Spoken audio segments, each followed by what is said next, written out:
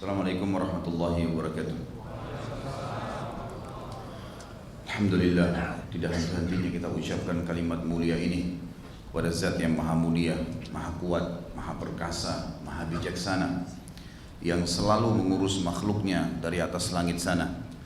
Zat yang paling pantas untuk dicintai, dihormati, ditunjuki dan ditakuti, Allah subhanahu wa ta'ala. Karena memang kata kuncinya La ilaha illallah.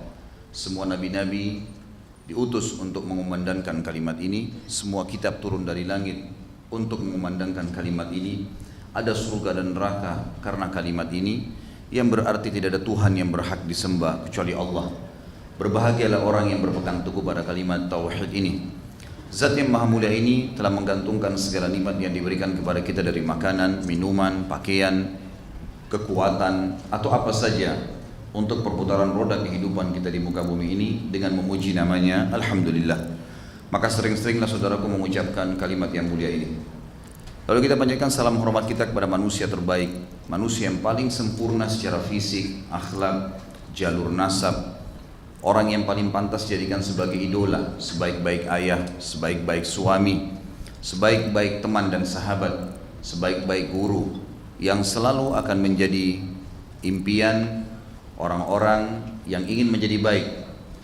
Manusia terbaik ini telah diberikan salam oleh Sang Pencipta Allah bersama dengan malaikatnya, maka sangat wajar kalau kita sebagai pengikut yang setia selalu mengucapkan salawat dan taslim kepada Nabi besar Muhammad sallallahu alaihi wasallam.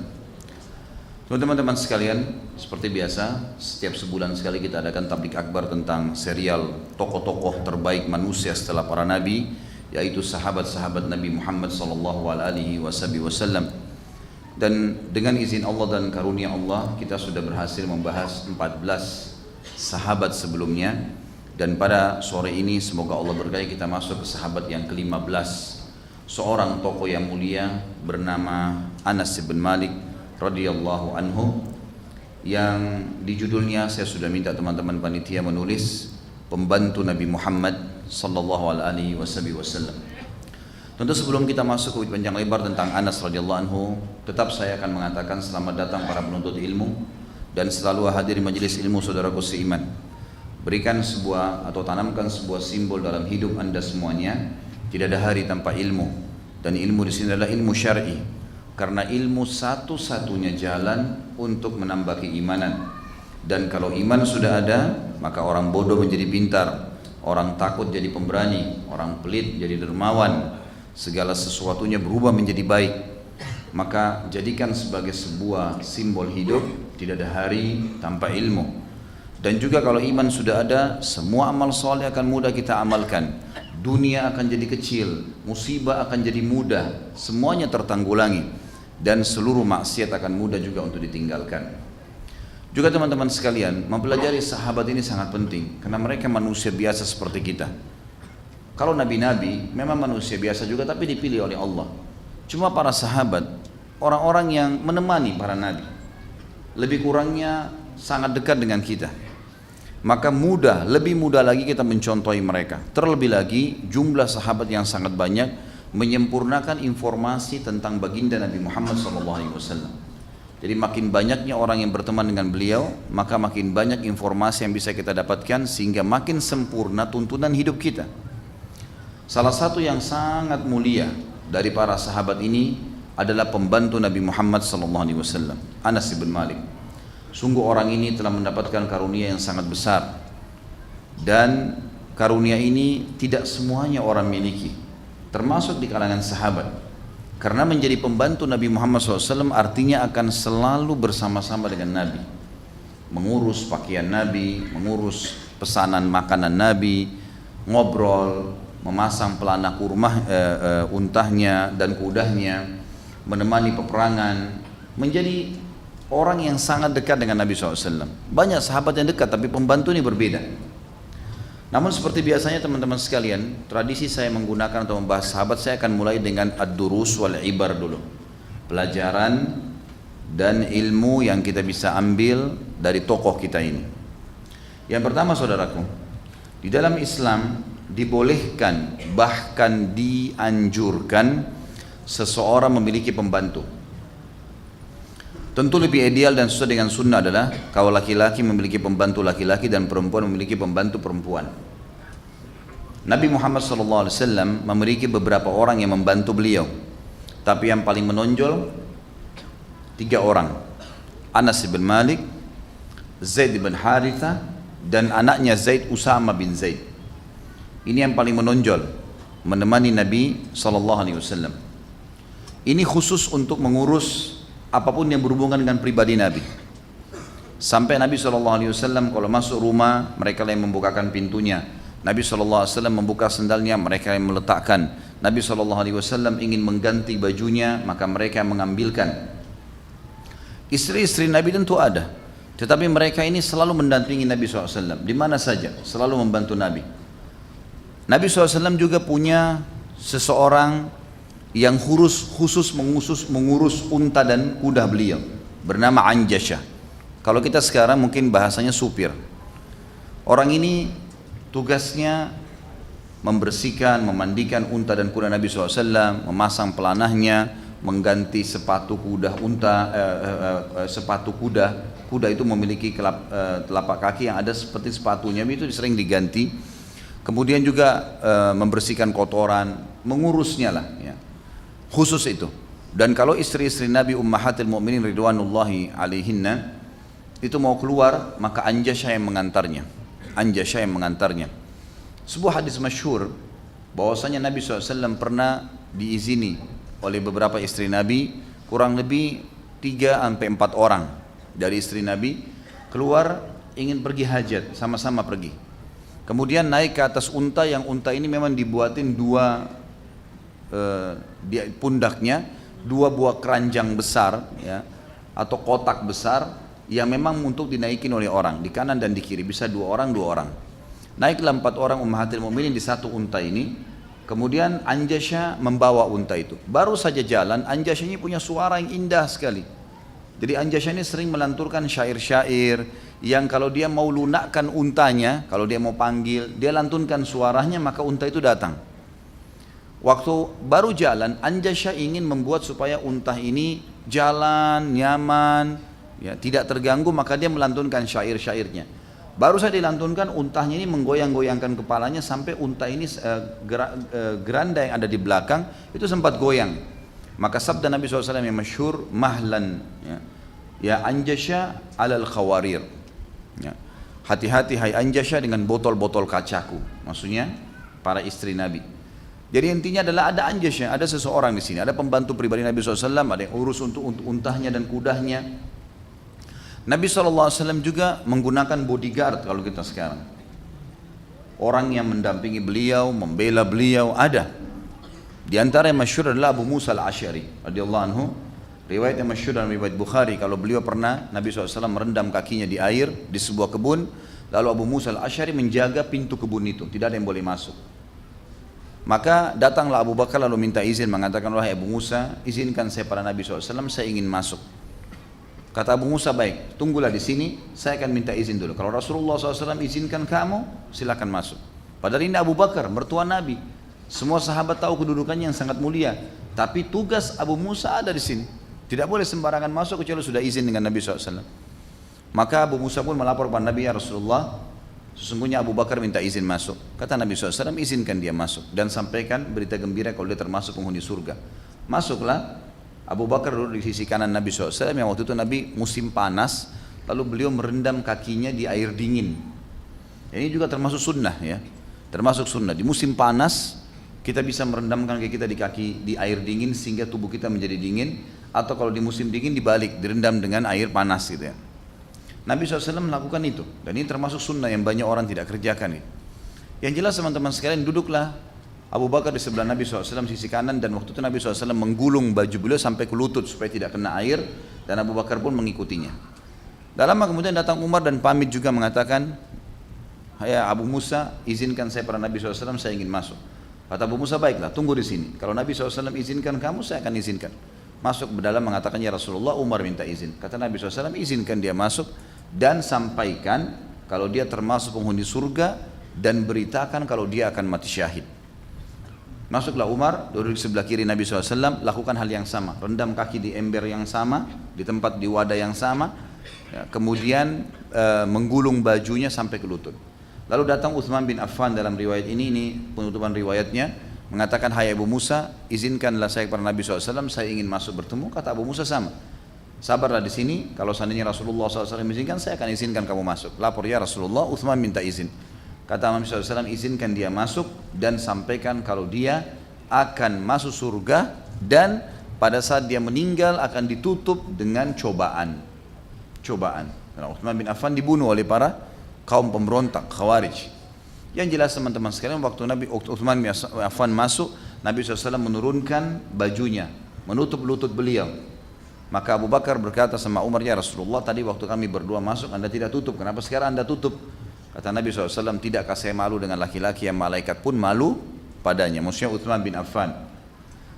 Yang jelas teman-teman sekalian, ringkas cerita yang kita ingin sampaikan dari riwayat ini, adanya Abu Musa al-Asy'ari sebagai pendamping Nabi SAW. Abu Musa al-Asy'ari adalah pendamping Nabi dan penjaga Nabi dimanapun Nabi pergi, kalau di kota Madinah.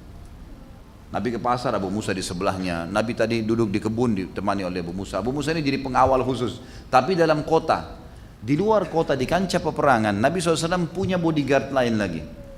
Artinya ada orang-orang yang mendampingi Nabi SAW. Itu adalah Zubair bin Awam.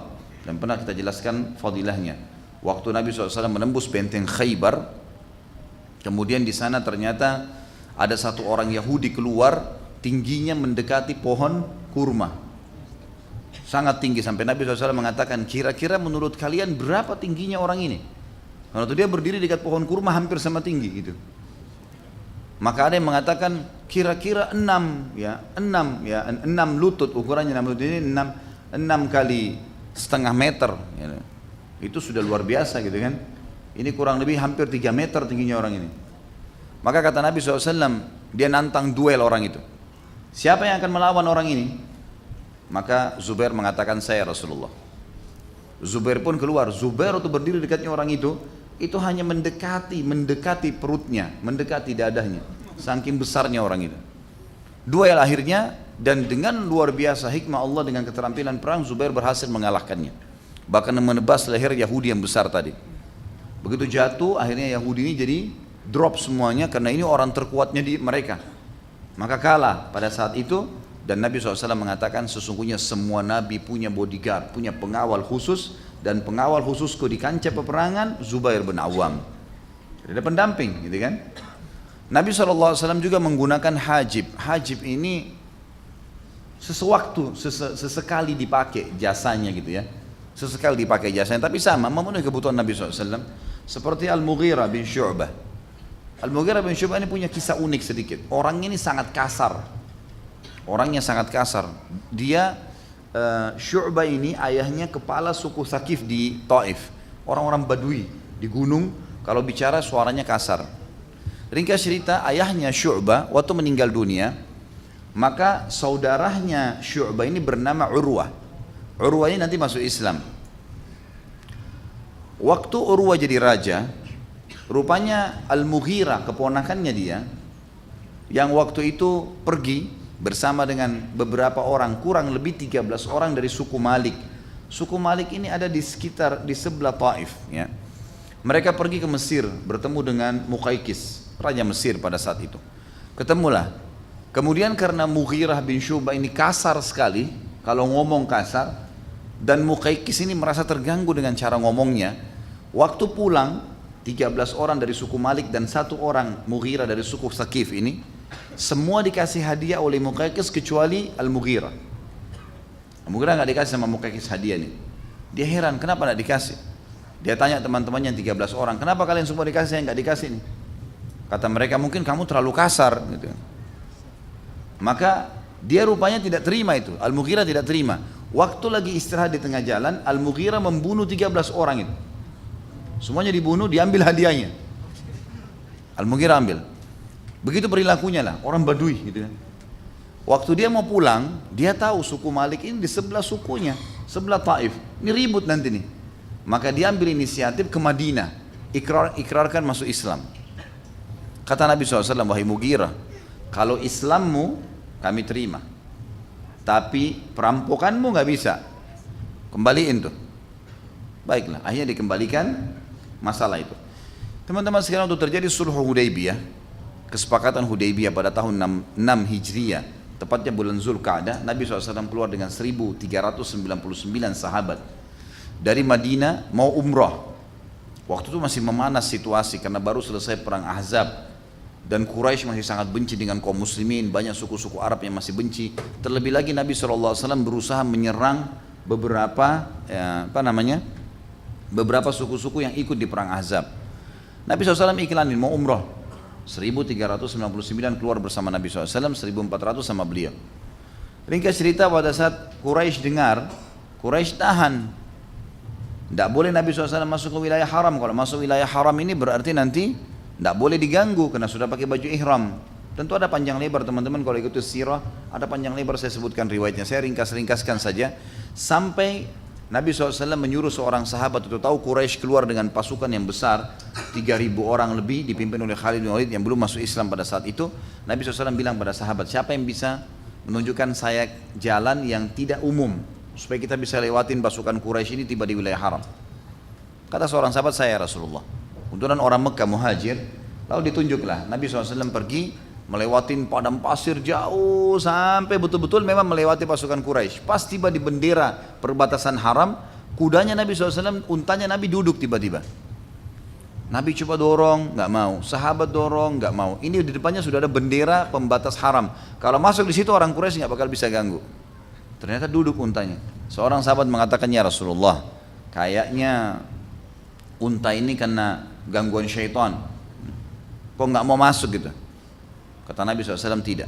Yang telah menahan unta ini adalah yang menahan gajah-gajahnya Abraha, Allah Subhanahu Wa Taala. Jadi gajahnya Abraha itu kan dulu kalau di depan Ka'bah duduk, tidak mau berdiri.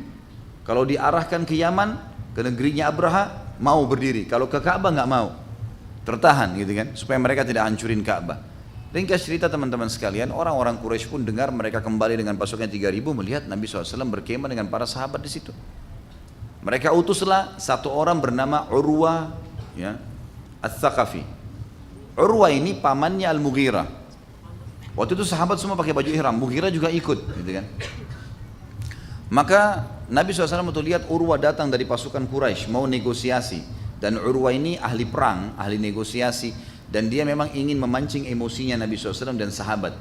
Kalau mereka emosi berarti datang mau perang, kalau mereka tidak emosi berarti datang umroh, karena ini pakai ihram tapi bawa pedang, ditaruh pedang di kuda-kuda dan unta mereka. Waktu Nabi SAW lihat Urwah datang pakai pedang, perisai, takutnya nanti Urwah ini buat macam-macam sementara Nabi berihram, maka Nabi SAW menyuruh Al-Mughirah bin Syu'bah, karena dia sahabat Nabi yang keras orangnya, suruh pakai lengkap baju perang, cuma matanya yang kelihatan, berdiri di belakang Nabi SAW pegang pedang. Pada saat itu teman-teman sekalian, datanglah Urwah, lalu Urwah sengaja ingin memancing emosi Nabi SAW. Zaman dulu orang kalau mancing emosi itu pegang jenggotnya ditarik. Memang begitu. Kalau sekarang juga ya. Yang jelas seperti itulah tradisi dulu. Jangan antum buat ini ya. Jadi dipegang jenggot Nabi SAW, dia mau tarik. Nah ini yang mau tarik ini Urwah, pamannya Al-Mughirah. Mughirah sekarang jadi bodyguardnya Nabi di belakang, tapi pakai baju besi semua, cuma matanya yang kelihatan. Urwah nggak kenal nih. Begitu dia mau pegang jenggotnya Nabi, langsung oleh Al-Mughirah, pedang itu kan yang tajamnya berdiriin, sekarang dibalikin sama dia, terus dipukul tangan pamannya sendiri sampai memar. Kata Urwah, hai Muhammad, siapa orang yang kasar nih? Dia nggak tahu kalau ini ponakannya sendiri. Kata Nabi SAW, kau tidak kenal dia? Kata Urwah, tidak tentunya. Ini ponakanmu, Al-Mughirah. Tiba-tiba Urwah berdiri mengatakan, kamu orangnya. Berarti kau ponakan saya. Baru kemarin saya bersihkan kotoran kamu. Gitu.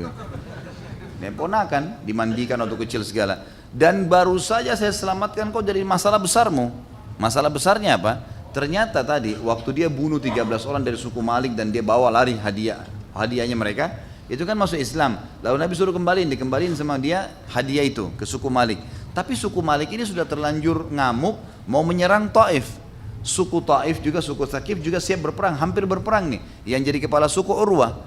Lalu Urwah berkata, ada orang datang pada Urwah mengatakan, hai Urwah, kamu lebih berakal daripada kau buat dua suku ini berperang. Lebih baik bayar saja diahnya 13 orang itu, bayarin dendahnya. Waktu itu orang kalau bunuh orang lain bayar 10 ekor unta.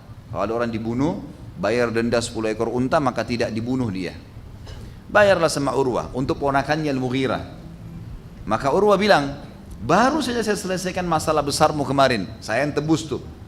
Ya, dendahnya, diahnya 13 orang suku Malik yang kamu bunuh. Sekarang tanganku kau akan potong gitu. Kata Mughirah, walaupun kau sudah bayarin saya, ini Rasulullah, nggak bisa. Kalau kau dekat saya penggal gitu. Tapi saksi bahasan teman-teman dari kisah yang panjang tadi ini, Al-Mughirah digunakan tenaganya oleh Nabi SAW. Ya, yang kita tidak beratkan teman-teman sekalian, kalau dalam Islam memang kita diajarkan untuk tidak mendominasi pekerjaan sendiri. Kita dianjurkan teman-teman berbagi dengan teman-teman yang lain, terutama kalau punya potensi. Misal orang di kantor punya sekretaris, punya bendahara yang urus keuangan, dibagi pekerjaan itu. Ada orang yang bagian di lapangan, humasnya, ada ini, ada itu bagus. Dan ulama mengatakan kalau orang menggunakan hajib tadi atau seperti tadilah pembantu dan seterusnya, atau mungkin dalam perusahaan pegawai, ya, orang-orang yang membantunya, kalau dia niatkan karena Nabi SAW melakukannya, maka itu satu hal yang positif, bisa berpahala. Kita lihat orang yang menggunakan banyak orang, Allah Subhanahu Wa Taala juga mudahkan rezekinya membayar gaji-gaji mereka. Akhirnya jadi mudah semuanya. Tapi kalau kita lihat orang yang mau mendominasi sendiri semuanya mau dikerja, ini akan kerepotan. Bagi waktunya susah, yang ngatur waktu, dan masih banyak potensi yang akhirnya terbengkalai. Baiklah, teman-teman sekalian, kita akan masuk dulu di poin pertama ya, bolehnya menggunakan jasa untuk membantu ya, apapun pekerjaan kita selama tidak ada pelanggaran agama. Misal kalau kita butuh sekretaris untuk laki-laki, ya laki-laki juga gitu kan. Mungkin ummahat kita atau akhwat kita juga menggunakan dari akhwat. Yang jelas menggunakan tenaga orang adalah bagian daripada perintah agama kita, dan itu dibolehkan. Kalau diniatkan karena Nabi SAW melakukan, maka berarti pahala. Ingat, semua ummahatil mukminin ada pembantunya. Semua di rumah ada pembantu. Jadi jangan kita anggap di sini, nanti akan kita masuk ke poin kedua ya, bagaimana bermuamalah dengan pembantu. Poin pertama dulu difahami, boleh ada pembantu. Boleh memiliki supir, boleh memiliki tukang kebun, boleh memiliki apalah sekretaris tadi, ya orang yang membela dia kalau lagi ada masalah, dia mau safar minta ditemanin dan seterusnya, dibolehkan dalam agama. Karena Nabi SAW melakukan itu.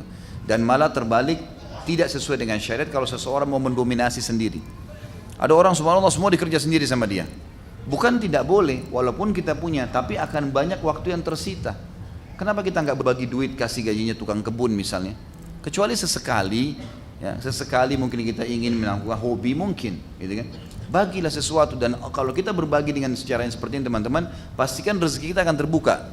Allah akan mudahkan kita. Lihat orang makin banyak memperkerjakan orang jadi pegawai, makin terbuka usahanya. Karena memang dia membantu, dan itu memang seperti itulah sistem yang sedang Allah ciptakan. Jadi ada image di sini yang kita ingin perbaiki ya. Poin kedua teman-teman sekalian, yang kita perlu perhatikan adalah wajib berbuat baik dengan pembantu itu. Ini berhubungan dengan masalah pembantu semua nih ya, dengan pembantu, pegawai, kemudian juga ada hamba sahaya. Kita akan beda-bedain nanti. Kita akan mulai teman-teman sekalian dengan pembantu. Dianjurkan laki-laki punya pembantu laki-laki, perempuan, tapi boleh kalau dalam satu rumah tangga memiliki pembantu perempuan. Ya. Kalau pembantu laki-laki dianjurkan untuk tidak berinteraksi dengan tuan perempuannya. Ya. Kecuali sahaya, ada hukum sendiri nantinya akan dibahas itu. Yang jelas teman-teman sekalian, kalau memang di rumah itu ada pembantu, seorang bibi, mbak yang membantu misalnya, maka itu dibolehkan dalam agama. Tetapi tidak boleh kalau ada ikhtilat, dalam arti kata khalwat ya, berdua saja. Misal seorang laki-laki kemudian dibantu oleh seorang perempuan saja, ini nggak boleh. Atau seorang perempuan dibantu oleh seorang laki-laki saja, ini nggak boleh. Tapi kalau satu keluarga besar maka dibolehkan. Baik, kita masih sebenarnya begini saja. Ya, ibrah yang pertama yang kita ambil adalah bolehnya menggunakan pembantu. Lalu kita sebutkan atau tenaga-tenaga pegawai, tenaga kerja dan seterusnya. Kita akan masuk di sub bahasan ini, di ibrah ini adalah husnul muamalah ma'al khadim. Harusnya kita berbuat baik dengan para pembantu-pembantu kita. Beranjak daripada hadis Nabi SAW, Di dalam hadis Bukhari Muslim yang berbunyi Anil Ma'mur ibn Suwaid qala ra'aitu Abu Dzar radhiyallahu anhu wa alaihi hullatun wa ala gulamihi mithlaha. Aku telah melihat Abu Dzar, sahabat Nabi yang mulia, dia memakai hulla. Hulla itu pakaian yang mewah, pakaian yang bagus, dan pembantunya laki-laki mendampingi dia memakai baju yang sama, warna yang sama, jenis yang sama. Fasa'altu an dzalika, lalu saya tanya kepada Abu Dzar tentang masalah itu. Fadzakara annahu kana sabba rajulan ala ahdi Rasulillah SAW fa'ayyara bi ummih, bahwasanya dia pernah satu waktu mencaci maki seseorang yang sedang bekerja dengan dia, gitu kan? Sampai membuat orang itu kayak malu, terhina, karena ini pembantu, udah kamu pakai baju yang begini saja, jangan baju sama dengan saya misalnya, gitu kan? Maka Nabi SAW waktu menemui Abu Dzar waktu di Mekah mengatakan, innaka mru'un fika jahiliyah hum ikhwanukum wa khawalukum ja'alallahu tahta aydikum faman kana akhuhu tahta yadihi falyut'imhu mimma ya'kul wal yulbishu mimma yalbas wa la tukallifuhum ma yaglibuhum fa in kallaftumuhum fa'inuhum. Hadis Bukhari Muslim ya.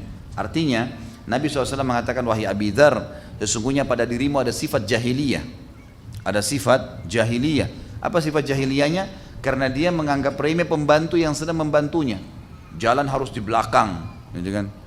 Pakaiannya nggak boleh sama, gitu kan? Atau misalnya apalah, ya, misal angkat barang disuruh angkat semuanya sendirian. Ini semua yang ada terjadi kalau orang menggunakan pembantu biasanya ya. Dengarkan kata Nabi SAW, wahai Abi Dzar, kamu memiliki sifat jahiliyah. Ketahuilah kata Nabi SAW, mereka-mereka itu, para pembantu kalian, adalah juga saudara-saudara kalian. Dan juga orang-orang yang membantu kalian, sekaligus memang mereka membantu, tapi mereka saudara kalian. Allah menjadikan mereka di bawah naungan kalian, maka barang siapa yang saudaranya di bawah naungannya, maka dia seharusnya memberikan makan apa yang dia makan, memberikan pakaian apa yang dia pakai, dan tidak membebankan mereka apa yang menyusahkan mereka. Serta kalau dibebankan sesuatu dan kelihatannya berat, maka dia membantunya. Jadi nggak boleh semuanya kresek dia yang bawa misalnya. Seperti itulah, ya.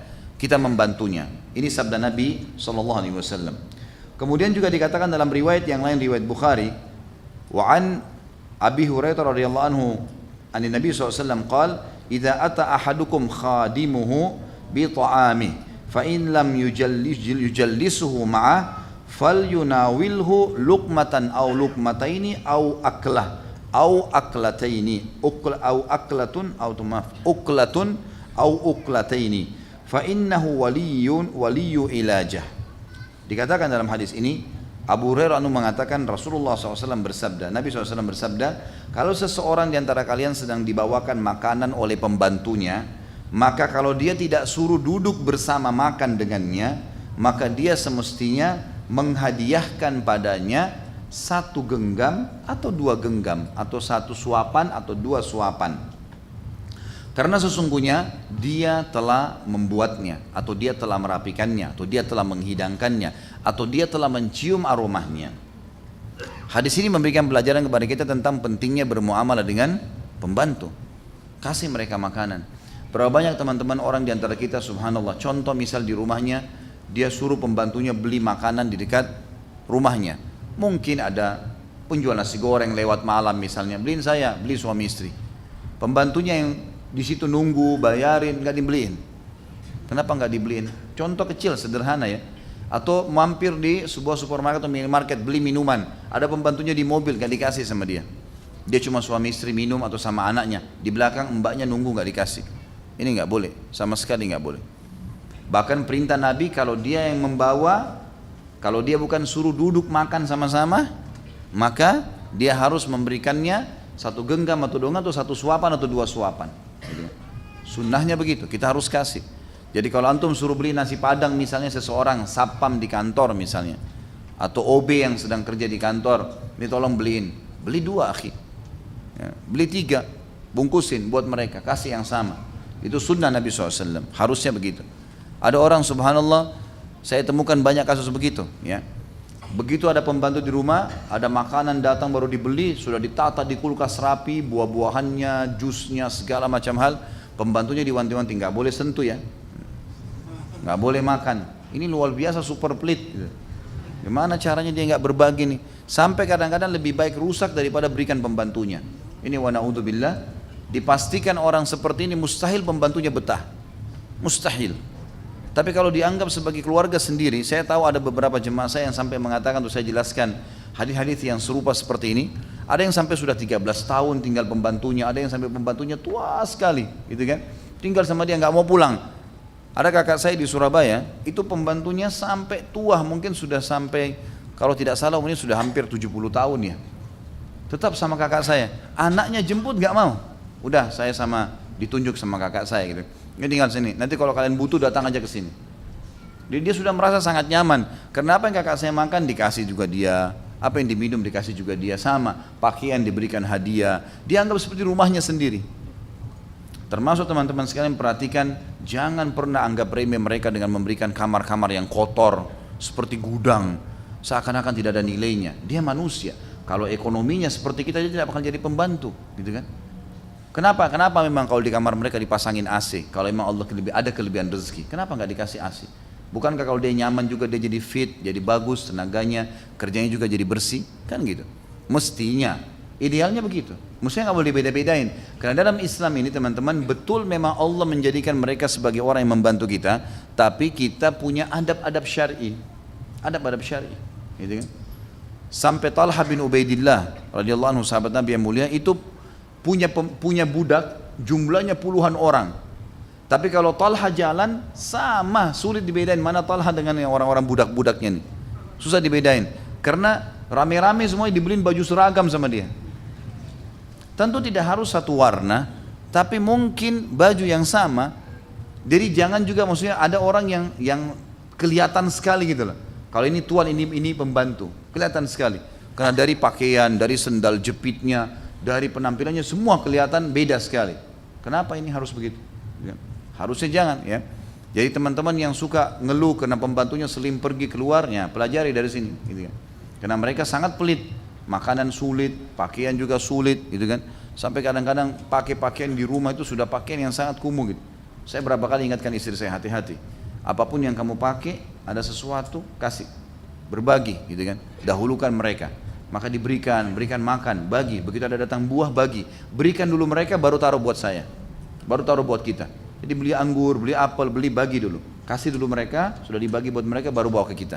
Supaya hilang rasa sombong, rasa merasa lebih. Karena memang sudah bersyukur Allah jadikan mereka mau membantu kita, gitu kan. Sudah syukur. Hati-hati teman-teman, jangan bilang, oh karena saya kasih gaji. Dari mana gaji? Allah yang mudahin buat kita kerja dan dapat uang. Jangan sampai sombong ya.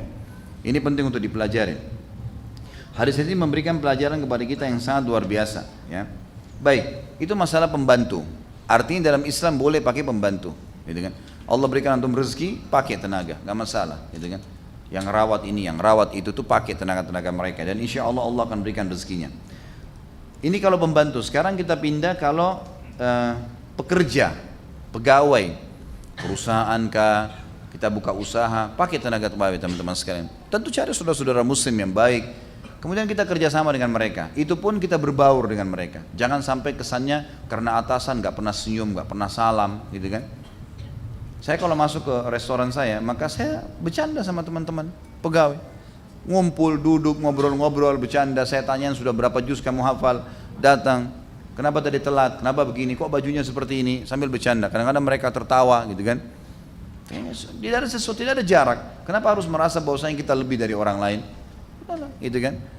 Kita boleh teman-teman, dan dalam Islam dianjurkan dalam hadis riwayat Muslim, kalau kita memiliki pegawai asal bukan pelanggaran fatal seperti misal masalah mencuri, misal masalah menipu, misal masalah tidak sholat ya, ini lain ini, atau dia melakukan dosa-dosa besar. Tapi kalau kesalahan mungkin jatuhin gelas, mungkin lupa melakukan satu perbuatan, maka kita harus tahu teman-teman sekalian, kalau dalam Islam kita dianjurkan selalu memaafkan.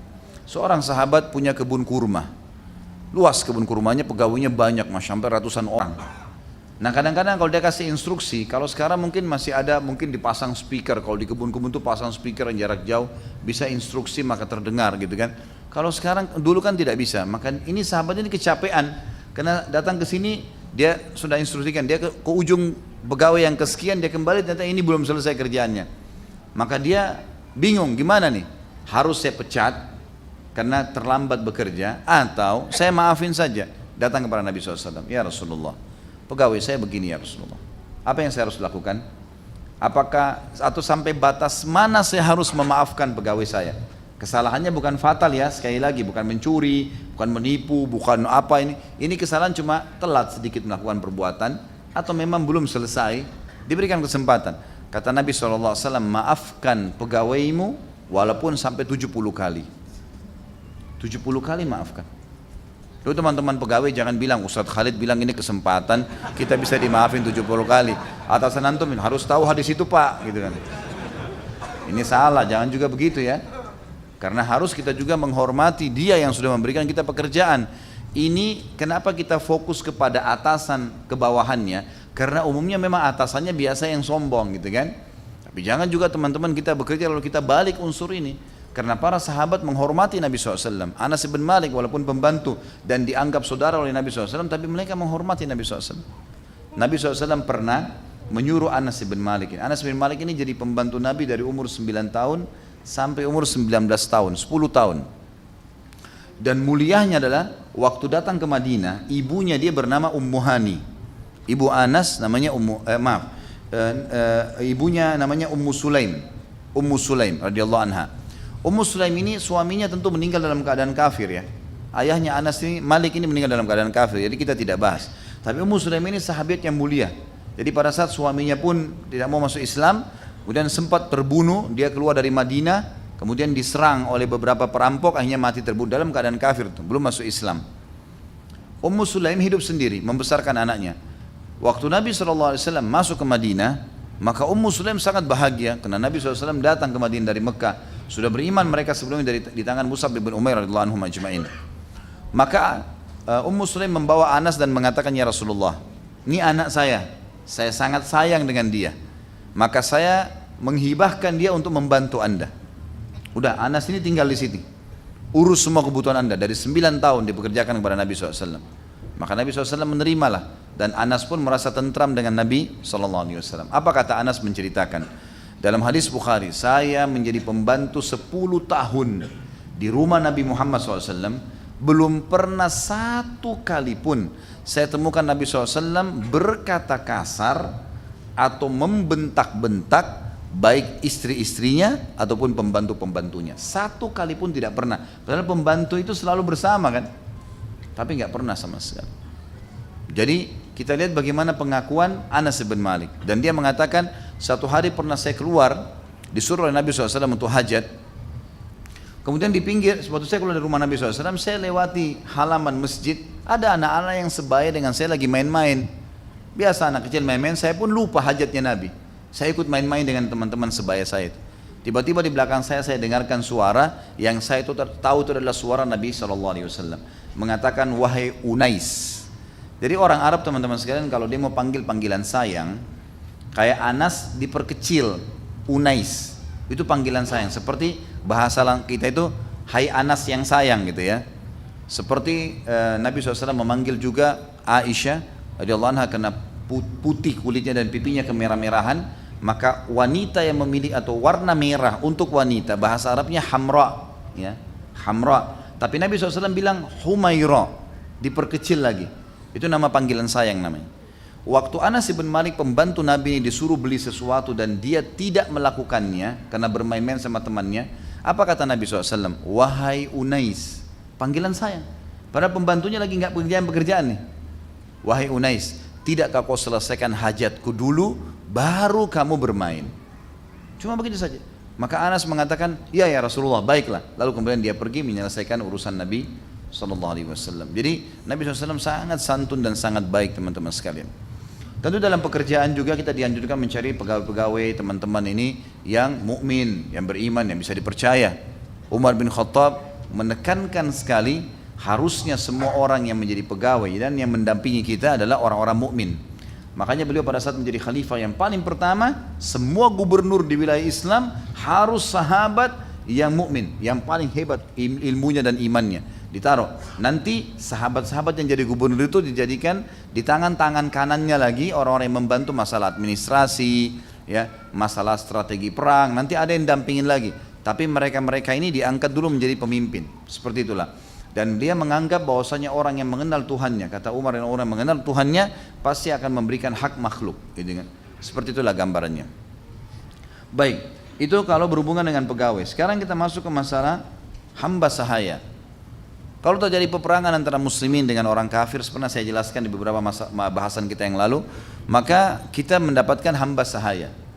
Kalau terjadi perang, jihad, kemudian kita menang, semua yang di pasukan kafir menjadi hamba sahaya kita. Hamba sahaya bisa diperjualbelikan, gitu kan? Sudah pernah saya jelaskan panjang lebar hukumnya pada saat menjelaskan hukum-hukum yang sebelumnya, ya, beberapa sahabat yang sebelumnya. Tapi ada yang ingin saya tambahkan. Misal, kalau seseorang menjadi hamba sahaya, misal pun ya, kita bukan bicara tuannya sudah pernah kita bahas, kita boleh punya hamba sahaya, mereka bisa menjadi pembersihan dosa namanya kafarah, ya. Mereka bisa menjadi penyebab kita dapat pahala dengan fakku raqabah, bebasin saja, gitu. Kalau orang menjadi budak, teman-teman sekalian, jangan dianggap itu buruk. Belum tentu buruk, apalagi kalau dia masuk Islam. Karena ada hadis yang menyebutkan fadilah orang jadi budak malah. Kalau jadi budak, bukan kita disuruh jadi budak, enggak.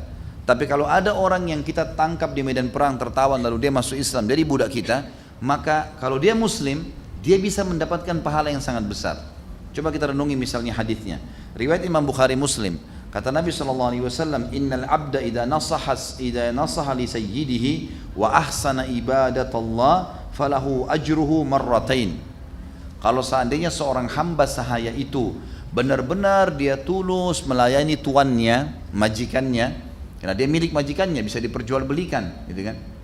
Kalau dia tulus melayani majikannya, menasihatinya dengan benar, dan dia menjaga ibadahnya yang baik sama Allah, maka khusus hamba seperti ini, budak ini punya double pahala ibadah. Double pahala ibadah. Jadi kalau orang bebas kayak kita pun, teman-teman, bisa dikalahkan pahalanya dengan budak. Apa yang kita ambil benang merah dari hadis ini? Ternyata nggak boleh nganggap remeh budak ini, gitu kan? Nggak boleh anggap remeh dari pembantu, nggak boleh anggap remeh pegawai. Walaupun ada unsur timbal balik juga, tentu mereka juga harus menghormati, gitu kan? Ada hadis yang lain juga. Abu Hurairah meriwayatkan dalam hadis Bukhari Muslim, lil abdil mamlukil muslih ajran, walladhi nafsi Abi Hurairah biyadi, laula al jihadu fi sabilillah wal hajj wa birra ummi la ahbabtu an amuta wa ana mamluk. Kata Abu Hurairah anhu, sesungguhnya budak, seorang budak yang masih di bawah naungan tuannya, belum bebas, masih budak, tapi dia muslih, selalu memperbaiki, selalu baiki hubungan ibadahnya sama Allah, dia baik sama tuannya, maka dia memiliki double pahala orang yang normal. Dan demi jiwa Abu Hurairah yang dalam genggamannya, maksudnya demi Allah, ya, kalau bukan karena jihad di jalan Allah, haji dan bakti dengan ibuku, aku berharap mati sementara aku menjadi seorang hamba sahaya. Karena besarnya pahala yang didapatkan. Jadi yang bisa menyaingi hanya jihad, haji, dan juga bakti dengan kedua orang tua. Ini menurut pendapat sahabat tadi. Sekali lagi, benang merahnya adalah kita dilarang untuk menghardik mereka, menganggap remeh mereka. Karena teman-teman sekalian, mungkin sekarang kondisi kita lagi aman, tidak ada peperangan misal. Tapi bukan mustahil satu waktu terjadi jihad, antum akan hadapin tuh. Kalau berhadapan dengan pasukan lalu kita menang, memang mereka jadi hamba sahaya. Nah, banyak orang memperlakukan tawanan. Kalau orang-orang kafir, teman-teman sekalian, bobrok sekali. Dipukulin, disiksa, gitu kan. Dalam Islam tidak seperti itu. Nggak boleh sama sekali, nggak boleh mukul. Sampai kata Nabi SAW, siapa yang memukul hamba sahayanya dengan tuduhan-tuduhan dusta, maka dia akan dihukum oleh Allah pada hari kiamat. Di dunia mungkin tidak ada orang bisa hukum karena ini budaknya, hamba sahayanya. Tapi di akhirat Allah tetap akan hukum. Jadi kita harus faham tentang masalah seperti ini. Kemudian juga Abu Musa al-Asy'ari radhiyallahu anhu mengatakan di dalam sebuah hadis riwayat Imam Bukhari, qala Rasulullah sallallahu alaihi wasallam, al-mamluku alladhi yuhsinu ibadata rabbah wa yuaddi ila sayyidihi alladhi alaihi minal haqqi wan nasiha wat ta'ata lahu ajran. Sesungguhnya seorang hamba sahaya yang memperbaiki ibadahnya dengan Tuhannya dan selalu memberikan hak tuannya yang harus dia berikan, serta dia menasihati dengan baik dan taat kepadanya pada hal yang bukan berbau maksiat, akan mendapatkan double pahala. Hadis yang lain riwayat Imam Bukhari Muslim juga berbunyi sama dari Abu Musa al-Asy'ari radhiyallahu anhu mengatakan kalau Rasulullah SAW thalathatun lahum ajran, ada 3 golongan manusia dalam Islam yang akan mendapatkan double pahala. Maka disebutkanlah yang pertama, rajulun min ahlil kitab amana bi nabiyhi wa amana bi Muhammadin sallallahu alaihi wasallam. Seseorang dari ahli kitab Yahudi dan Nasrani yang beriman kepada nabinya, kemudian melanjutkan imannya dengan beriman kepada risalah Muhammad sallallahu alaihi wasallam, masuk Islam. Maka ini double pahalanya. Makanya antum kalau punya teman-teman ahli kitab itu yang dibahasakan. Kalau kalian masuk Islam, kalian dapat double pahala nih. Double pahala karena kalian sudah mengikuti ajaran Nabi sebelumnya, sekarang ikuti ajaran Nabi sesudahnya. Maka ini double pahalanya. Yang kedua adalah wal abdul mamluk idza adda haqqallahi wa haqqa mawali. Seorang hamba sahaya yang memberikan hak Tuhannya dan memberikan hak Tuhannya dan hak tuannya. Kalau dia berikan maka double pahalanya. Yang ketiga, wa rajulun kana lahu amatun fa'addabaha fa ahsana ta'dibaha wa 'allamaha fa ahsana ta'limaha thumma a'taqaha fatazawwajaha falahu ajran. Yang ketiga, seorang laki-laki yang memiliki budak wanita. Budak wanita sama tadi di kancah peperangan, laki-laki bisa diberikan, perempuan kalau hukum dalam syariat pernah saya jelaskan bisa digauli tanpa pernikahan oleh laki-laki, tapi tidak berlaku unsur timbal balik. Enggak berlaku bagi perempuan yang bebas bisa bergaul dengan budak laki-lakinya, enggak bisa. Tapi laki-laki bisa. Itu kan Nabi SAW punya hamba sahaya, Maria Qibtiyah misalnya, gitu kan? Itu hamba sahaya. Memang Nabi SAW dalam riwayat yang sahih tidak menikahinya. Itu memang dalam Islam disebutkan au ma malakat aimanukum. Pernah kita jelaskan masalah ini. Tapi Islam mengajarkan adab yang lebih mulia. Apa kata Nabi SAW? Orang yang ketika mendapatkan pahala double adalah seseorang yang memiliki budak wanita yang dia didik dengan sebaik-baiknya seperti mendidik anaknya sendiri. Dididik, diajar adab, tata krama, bahasa, mungkin disekolahkan, kemudian dia bebaskan dari keterbudakan, lalu dia nikahi, maka dia mendapatkan double pahala. Orang ini dapat double pahala. Artinya walaupun budak sahaya wanita boleh digauli tanpa pernikahan, tetapi kalau dibebaskan dinikahi jauh lebih afdal, pahalanya double, gitu kan? Dan ini teman-teman sekalian, tentu kita bicara masalah hamba saya berarti bicara masalah tawanan perang ya. Sekali lagi, orang-orang selain muslim, agama selain muslim ini luar biasa bobroknya dalam masalah tawanan nih. Di dalam Islam tawanan tidak boleh diganggu gugat. Sampai Nabi SAW lalu mengingatkan, berbuat laiklah pada asir. Asir itu adalah tawanan. Sampai para sahabat itu pada saat ada tawanan-tawanan dibawa ke Madinah, walaupun mereka lagi diikat supaya tidak lari, tapi disuapkan makanan di mulutnya, diberikan minum di mulutnya, sampai para tawanan yang masuk Islam mengatakan, demi Allah mereka lagi memegang roti dan kurma kering, dan mereka memasukkan roti ke mulut kami, sementara kurma kering yang mereka makan. Roti berarti lebih enak, gitu kan? Dan kalau roti jatuh di mulut, dari mulut kami, tawanan karena lagi diikat tangannya, maka para sahabat Muhammad itu memperebutkan roti tersebut, membersihkan lalu memasukkan kembali ke mulut para tawanan. Jadi memang muamalah yang sangat luar biasa, berbeda sekali, gitu kan?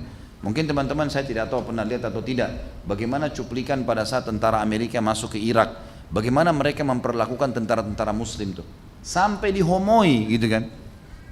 Mereka yang banyak homo, mereka melakukan itu, tidak dibiarkan mandi, tidak diurus, makanannya tidak dikasih, sampai tadinya foto-fotonya waktu sebelum ditawan itu gemuk-gemuk, mereka sehat, itu jadi kurus sekali, jadi hitam kulitnya, jadi terganggu, nggak ada sama sekali belas kasihan pada manusia, gitu kan?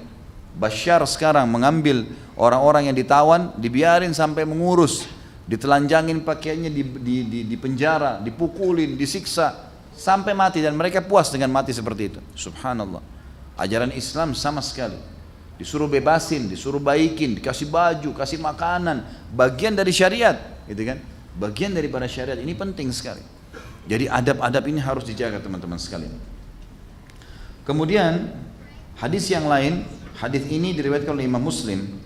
An Suwaid bin Mukrin qala, laqad ra'aituni sab'atin min bani Makrin ma lana khadimun illa wahida latamaha asgharuna fa amara Rasulullah sallallahu alaihi wasallam an nu'tiqaha wa fi riwayatin sabi'a ikhwatun li.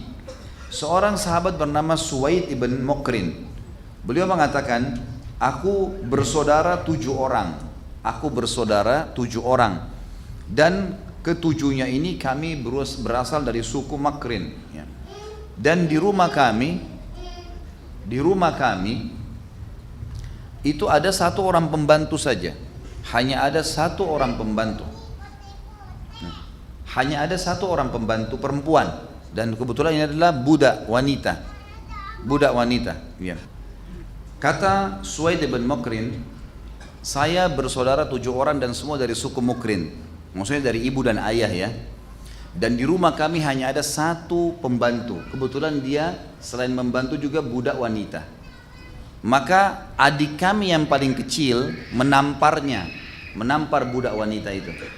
Pada saat ditampar budak wanita tersebut dan sampai berita kepada Nabi SAW, Nabi SAW menyuruh membebaskan budak tadi. Nggak boleh menampar, nggak boleh. Kalau hamba sahaya, kata ulama hadis menjelaskan hadis riwayat Muslim ini, tidak boleh ditampar, padahal hamba sahaya itu bisa diperjualbelikan. Bagaimana dengan pembantu, bagaimana dengan supir, bagaimana dengan pegawai? Semua ini teman-teman sekalian tidak boleh sama sekali dihina. Nggak boleh hina saudara muslim, gitu kan? Harus kita fahamin. Subhanallah, saya ambil pelajaran dari guru-guru kami dulu di Madinah. Itu kalau masuk di kelas teman-teman, masuk di kelas ya, masuk ngobrol, dia sampaikan materi segala. Tapi kalau sudah ketemu di luar, biasa ngobrol, bercanda. Bahkan kadang-kadang subhanallah dalam majlis ilmu di Masjid Nabawi, saya pernah bertemu dengan guru-guru saya, duduk di sebelah saya tuh, belajar dari ulama yang sama. Padahal ini guru-guru kami sudah doktor di kampus, sudah luar biasa, dosen, sudah menjadi rujukan. Duduk dalam majlis halaqah, duduk sama orang-orang. Berapa banyak orang yang tidak bisa melakukan ini, merasa dirinya lebih dari orang lain, sudah nggak mungkin hadir di pengajian, sudah nggak mungkin. Makanya hati-hati, orang Islam tidak ada seperti itu. Sesuatu yang benar, sesuatu yang wajar, nggak ada masalah. Bahkan Nabi Muhammad SAW dikatakan dalam riwayat teman-teman sekalian, Nabi SAW itu bisa tangannya dipegang oleh budak wanita, ya, budak perempuan anak kecil di Madinah, dan bisa membawanya kemana saja. Jadi kan Nabi SAW saking toleransinya dengan masalah ini. Riwayat yang lain, Abu Mas'ud radhiyallahu anhu, sahabat Nabi yang mulia, ini sempat hadir di perang Badar, ya, terkenal. Ini bukan Abdullah bin Mas'ud lain, ini Abi Mas'ud dan sahabat Nabi yang lain lagi. Dia mengatakan, kuntu adribu gulaman li bisaut. Suatu hari aku pernah memukul budakku dengan pecut, ya, dengan pecut. Fasami'tu sautan min khalfi, i'lam Aba Mas'ud, falam afhamus saut minal ghadab. Ada suara dari belakangku mengatakan, wahai Abu Mas'ud, ketahuilah, tapi aku tidak bisa menangkap suara siapa itu, karena aku sangat emosi pada saat itu. Falamma dana, pada saat suara itu makin dekat denganku, idza huwa Rasulullah sallallahu alaihi wasallam. Ternyata itu adalah suara Rasulullah sallallahu alaihi wasallam. Fa idza huwa yaqul, pada saat itu Nabi mengatakan, i'lam Aba Mas'ud, aqdar alaika minka ala hadzal gulam, Allahu aqdaru alaika minka ala hadzal gulam, faqultu la adribu mamlukan ba'dahu abada. Maka Nabi SAW mengatakan, ketahuilah bahwasanya Allah, wahai Aba Mas'ud, lebih mampu, bisa lebih cepat menghukummu daripada kau menghukum budakmu ini. Maka Abu Mas'ud pun akhirnya sadar, bertobat kepada Allah, lalu mengatakan, demi Allah ya Rasulullah, mulai hari ini saya tidak akan memukul lagi budak-budakku. Di dalam riwayat yang lain dikatakan, fasakata sautu min yadi min hibatihi sallallahu alaihi wasallam. Maka jatuhlah pecut dari tanganku karena wibawahnya Nabi sallallahu alaihi wasallam. Kemudian juga dalam riwayat yang lain ditambahkan, ya Rasulullah, huwa hurrun liwajhillah. Sesungguhnya wahai utusan Allah, budak ini aku bebasin karena Allah, karena perbuatanku tadi. Faqala, maka Nabi SAW mengatakan, ama laulam taf'al lalafahatkan nar au lamasatkan nar, rawahu Muslim. Kalau kau tidak lakukan, karena tadi dia bilang, Abu Mas'ud mengatakan, ya Rasulullah, saya bebasin aja orang ini sebagai tebusannya deh, saya sudah pukul tadi dia. Lalu kata Nabi SAW, ketahuilah kalau kau tidak lakukan, maka niscaya kau akan dilalap oleh api neraka, kau akan dibakar oleh api neraka. Jadi hati-hati teman-teman sekalian. Pernah juga ada orang-orang dilewatin oleh seorang sahabat Nabi. Dalam riwayat ini tidak pernah disebutkan atau tidak tersebutkan riwayatnya, namanya, tapi dikatakan seorang sahabat Nabi pernah melewatin ada orang yang sedang disiksa. Ternyata orang yang disiksa ini adalah para bukan ahli zimmah ya, orang-orang kafir yang semestinya membayar jizyah, upeti. Kan kita kalau perangin satu wilayah tawarin Islam ya, kalau mereka nolak bayar jizyah, upeti. Kalau mereka nolak maka diperangi kan gitu. Nah ada satu wilayah rupanya dulu itu tidak mau masuk Islam, nggak mau juga perang, maka mereka memilih jizyah. Berarti haknya umat Islam setahun sekali akan dibayar. Ini biasanya ditentukan per kepala, diberikan satu keranjang kurma dan seterusnya. Seperti itulah sebagai bentuk kehinaan karena mereka menolak agama Allah Subhanahu Wa Taala. Ringkas cerita teman-teman sekalian, ada orang-orang Muslim rupanya dia punya hak upeti, lalu dia datangin dan dihukumlah orang-orang yang kafir tadi yang tidak bayar jizyah dengan cara disiramin air-air yang panas di kepala mereka. Yang lakukan ini orang Muslim terhadap orang kafir. Maka sahabat ini mengatakan, sungguh saya telah mendengarkan Nabi SAW bersabda, Allah akan menghukum siapapun manusia yang menyiksa manusia yang lain. Riwayat lain, makhluk yang lain. Teman-teman contoh misal, pegang hadis Nabi dari Bukhari, fi kulli kabidin ratabatin ajr. Ada juga hadis yang mirip diriwayatkan oleh Imam Tirmidzi. Dua-duanya sahih. Kata Nabi SAW, di setiap denyut kehidupan ada pahala. Kenapa teman-teman pada saat antum tangkap tikus harus disiram dengan air panas? Ada orang begitu. Dikeluarin dari tokohnya, diperangkap, taruh di depan. Saya pernah lihat sendiri disiram dengan air panas. Kena jengkel dengan tikus tersebut. Apa hubungannya? Nggak ada hubungannya sama sekali kan. Yang penting keburukannya sudah hilang. Sampai kata Nabi SAW, فَإِذَا قَتَلْتُمْ فَأَحْسِنُوا الْقَتْلَ. Kalau kalian pun harus membunuh, bunuh dengan cara yang santun, yang baik. Artinya memang mungkin dipukul sekali udah. Sampai hadis tentang masalah membunuh cecak, ya, dapat 100 pahala. Dan Aisyah punya cambukan khusus di rumahnya radhiyallahu anha untuk mencambuk cecak, gitu kan. Hikmahnya apa? Allahu a'lam. Yang jelas banyak pendapat ulama. Yang kita kembalikan adalah perintah Nabi SAW. Kata Nabi, siapa yang membunuh cecak dapat 100 pahala. Ulama merincikan, yang memukul cecak 1 kali mati, artinya memang kaget gitu terus mati, dapat 100 pahala. Yang memukulnya 2 kali turun. Yang menyiksa-nyiksa bisa nggak dapat pahala. Ya. Ada orang pernah, teman saya, waktu itu saya masih SMA, yang masih di Madinah. Kami baru masuk di Madinah. Semoga Allah maafkan. Saya satu kamar bersama orang Indonesia sama-sama. Pas siang, kami lagi tidur siang. Sebenarnya ada AC. Entah dari mana tuh lalat. Ganggu lagi tidur nih. Saya udah ngusir-ngusir, lalatnya tetap ada. Rupanya dia tidur di sebelah saya gitu. Entah bagaimana saya tertidur, pas saya bangun, rupanya dia udah nangkap lalat itu. Dipegang sama dia lalat itu. Diangkat meja belajar kami diangkat, ditaruh di kakinya. Loh, kenapa akhi? Tadi ganggu ana nih. Gitu. Apa hubungannya nih? Kan kalaupun harus lepaslah ke udara udah selesai kan. Misal contoh ya. Kalaupun mau bunuh mungkin dikepuk terus mati selesai. Ini enggak, dijepit, ditaruh di atas. Di bawah kaki meja diangkat, ditaruh, dijepit. Ini lalatnya begitu. Gimana kalau dia punya anak tuh?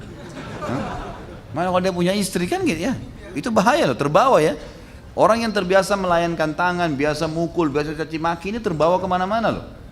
Tapi kalau kita terbiasa lembut, santun gitu kan. Nabi SAW itu cirinya dengan para sahabat teman-teman, kalau jalan semuanya dianggap seperti tidak punya keterampilan bela diri. Seperti orang biasa sekali kalau jalan. Enggak kakinya ribut kah, enggak kelihatan sombong kah, enggak, biasa saja. Sampai nggak tahu. Dan Sampai kadang-kadang musuh-musuh Islam menganggap para sahabat itu biasa semua. Bukan ahli perang nih, kelihatannya dari penampilannya gitu. Waktu mereka bertemu baru mereka kaget. Ternyata orang ini luar biasa, gitu kan? Orang yang luar biasa. Jadi memang kita disuruh merendah, ya. Tidak usah pamer-pamer sana sini. Saya yakin teman-teman sih, masya Allah banyak yang ahli bela diri, saya yakin. Kalau baru belajar 2-3 jurus biasanya cari gara-gara di jalan. Hah? Tapi kalau sudah pintar, sudah mahir, pasti nggak kelihatan. Biasanya begitu. Baiklah. Yang jelas teman-teman sekalian itu beberapa hadis Nabi tadi. Dan ada hadis yang lain riwayat Imam Muslim, kata Nabi SAW, man daraba gulaman lahu haddan lam ya'tihi aw latamahu fa inna kaffaratuhu an yu'tiqah. Kalau seandainya ada seseorang memiliki hamba sahaya, lalu dia memukulnya, menamparnya, memukulnya, meninjunya, menendangnya, semua masuk dalam bahasan ini, atau dia mencambuknya dengan alat, ya, maka dendahnya, kafarahnya dia membebaskan dari keterbudakan. Udah nggak boleh lagi sama dia, udah bebasin, itu dendahnya, maka dia akan selamat dari hisab pada hari kiamat tentunya.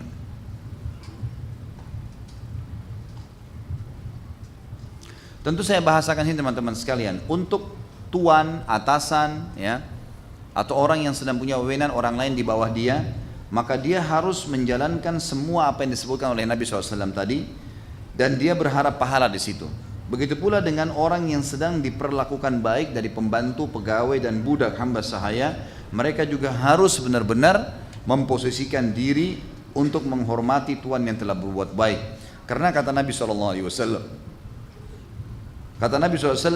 ya, al jaza min jinsil amal, balasan akan datang sesuai dengan kadar perbuatan seseorang. Ini semua panjang lebar teman-teman, pelajaran pertama, ibrah. Dan ini memang yang paling banyak kita sering titik beratkan, tentang bolehnya menggunakan pembantu, bodyguard tadi, sekretaris, pegawai, segala macam. Dan kemudian hukum-hukum yang berhubungan dengan mereka, fadilah-fadilahnya, kalau kita berbuat baik, ataupun mereka yang menjadi pembantu tadi, supir kah, tukang kebun kah, atau apa saja, semua ini teman-teman. Dan ini bukan pekerjaan yang buruk, pekerjaan yang baik. Sampai Abu Hurairah tadi mengatakan, kalau bukan karena jihad, haji, bakti sama ibu saya berharap mati dalam keadaan saya hamba sahaya. Baik. Pelajaran yang kedua, nanti ini kita baca dalam kehidupannya Anas bin Malik, ya. Ini saya sebutkan pelajarannya dulu, baru kita masuk ke riwayat hidup beliau. Jadi yang kedua adalah Anas bin Malik, karena menjadi pembantu Nabi, maka beliau termasuk orang yang paling banyak meriwayatkan hadis, ya. Yang meriwayatkan hadis laki-laki ada dua, yang paling banyak Abu Hurairah dan Nabi dan Anas bin Malik. Sebagian ulama juga mengatakan Anas bin Malik, karena memang dia banyak sekali meriwayatkan hadis, gitu kan, banyak sekali.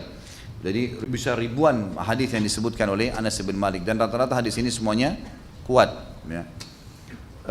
Kemudian yang kita ambil pelajaran di sini, pelajaran yang kedua adalah bagaimana Anas karena menjadi pembantu, maka dia telah mengambil pelajaran yang sangat besar dari kehidupan Nabi SAW, termasuk dalam masalah ibadah. Sampai dinukil, kalau di dalam buku kita ini disebutkan bahwasanya tidak ada orang yang sholat seperti sholatnya Nabi SAW mengalahkan Anas bin Malik. Jadi memang sholatnya seperti sholat Nabi SAW. Ini ada disebutkan tentunya di buku kita, ya.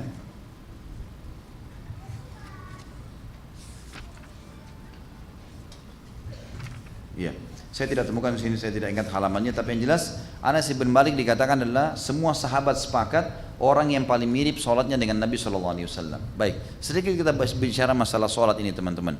Nabi SAW pernah mengatakan dalam hadis Bukhari, sesungguhnya telah dicintakan dunia ini. Maaf, ini hadis riwayat Tirmidzi, ya, seingat saya begitu. Dan ini dihasan sahihkan oleh beliau.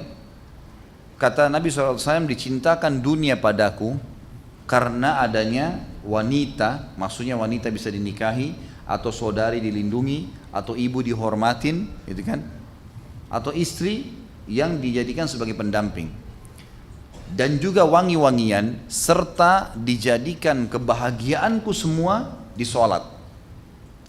Makna daripada dijadikan kebahagiaanku dalam sholat, artinya Nabi SAW paling peduli dengan sholat. Sampai Aisyah mengatakan, kalau Nabi SAW sholat, itu sampai telapak kaki beliau pecah-pecah. Sampai telapak kaki beliau pecah-pecah. Ini sebuah fadilat sendiri tentunya, ya. Nah, Anas bin Malik disepakati oleh para sahabat adalah orang yang paling mirip sholatnya dengan Nabi SAW. Sampai-sampai Anas bin Malik berdiri sholat, kakinya mengeluarkan darah. Saking lamahnya kalau sholat. Tentu ciri semua sahabat kalau sholatnya luar biasa ya. Sampai dikatakan mereka kalau sholat, semua sahabat cirinya kalau sholat ini, mereka berdiri seperti batang pohon yang kuat, gitu kan. Pernah disengat lebah, salah seorang mereka berdarah tapi tidak bergerak. Ya. Jadi memang banyak ciri khas sholat-sholat para sahabat. Di antaranya Anas bin Malik ini punya fadilah sendiri berhubungan dengan masalah ini. Yang ketiga teman-teman sekalian, Anas bin Malik, ya ini ibrah dan pelajaran. Dari pelajaran kehidupan beliau, kita temukan juga selain sholat adalah ibadah yang Nabi SAW paling muliakan, dan akhirnya Anas bin Malik mengambil itu karena jadi pembantu. Juga pelajaran yang kita ambil nanti dari kehidupan Anas adalah mulianya doa Nabi Muhammad SAW. Dan tentu Allah sudah takdirkan kita tidak hidup dengan beliau. Kita kalau hidup, lihat kehidupan para sahabat. Ada sahabat-sahabat yang cerdas. Cerdasnya itu mereka selalu tidak pernah melewatkan waktu kalau bertemu dengan Nabi kecuali minta, ya Rasulullah doain saya. Ya Rasulullah doain saya. Doa Nabi SAW beda, tidak seperti doa kita. Doa Nabi SAW umumnya mustajab, gitu kan. Dan ini disebutkan dalam riwayat, Anas bin Malik ini karena pernah waktu Nabi SAW main ke rumahnya, ke rumah ibunya Ummu Sulaim, kemudian ada tantenya dia Ummu Haram, kemudian juga bersama dengan Anas bin Malik dan beberapa keluarganya, Nabi SAW main di situ. Lalu kemudian Nabi SAW sempat tertidur. Lalu Ummu Sulaim ini, ibunya Anas, melihat Nabi SAW berkeringat. Lalu dia pun mengambil botol-botol, diletakkan di bawah pakaian Nabi SAW. Jadi beliau tidur di ada seperti kalau kita kursi, tapi kursinya dari pelapa-pelapa kurma. Ada netes keringat Nabi, diletakkanlah botol di bawahnya sehingga jatuh keringat tersebut. Lalu Nabi SAW terkaget. Lalu Nabi mengatakan, apa yang kau lakukan? Dia Ummu Sulaim mengatakan, ibunya Anas, ya Rasulullah, saya jadikan keringat anda minyak wangi buat saya dan anak-anak saya. Kata Nabi SAW dalam sebuah riwayat, asabti, kau sudah mendapatkan itu. Lalu Ummu Sulaim mengatakan, ya Rasulullah, ini Anas nih, Anas, saya punya hajat penting. Ya. Kata Nabi SAW, apa hajatnya? Doakan dia. Doakan dia. Maka keluarlah doa Nabi SAW yang masyhur, dan ini kemuliaan buat Anas radhiyallahu anhu yang disebutkan dalam banyak riwayat sahih. Dan ini kalau teman-teman yang pegang buku di lembaran pertama di halaman 103 di buku kita ini, doa Nabi, Allahumma akthir malahu wa waladahu wa barik lahu fi. Ya Allah, perbanyaklah harta dan anaknya dan berkahilah untuknya harta dan anak itu. Tentu teman-teman sekalian, kalau kita mau baca tentang kisah berhubungan dengan masalah ini, kita bisa melihat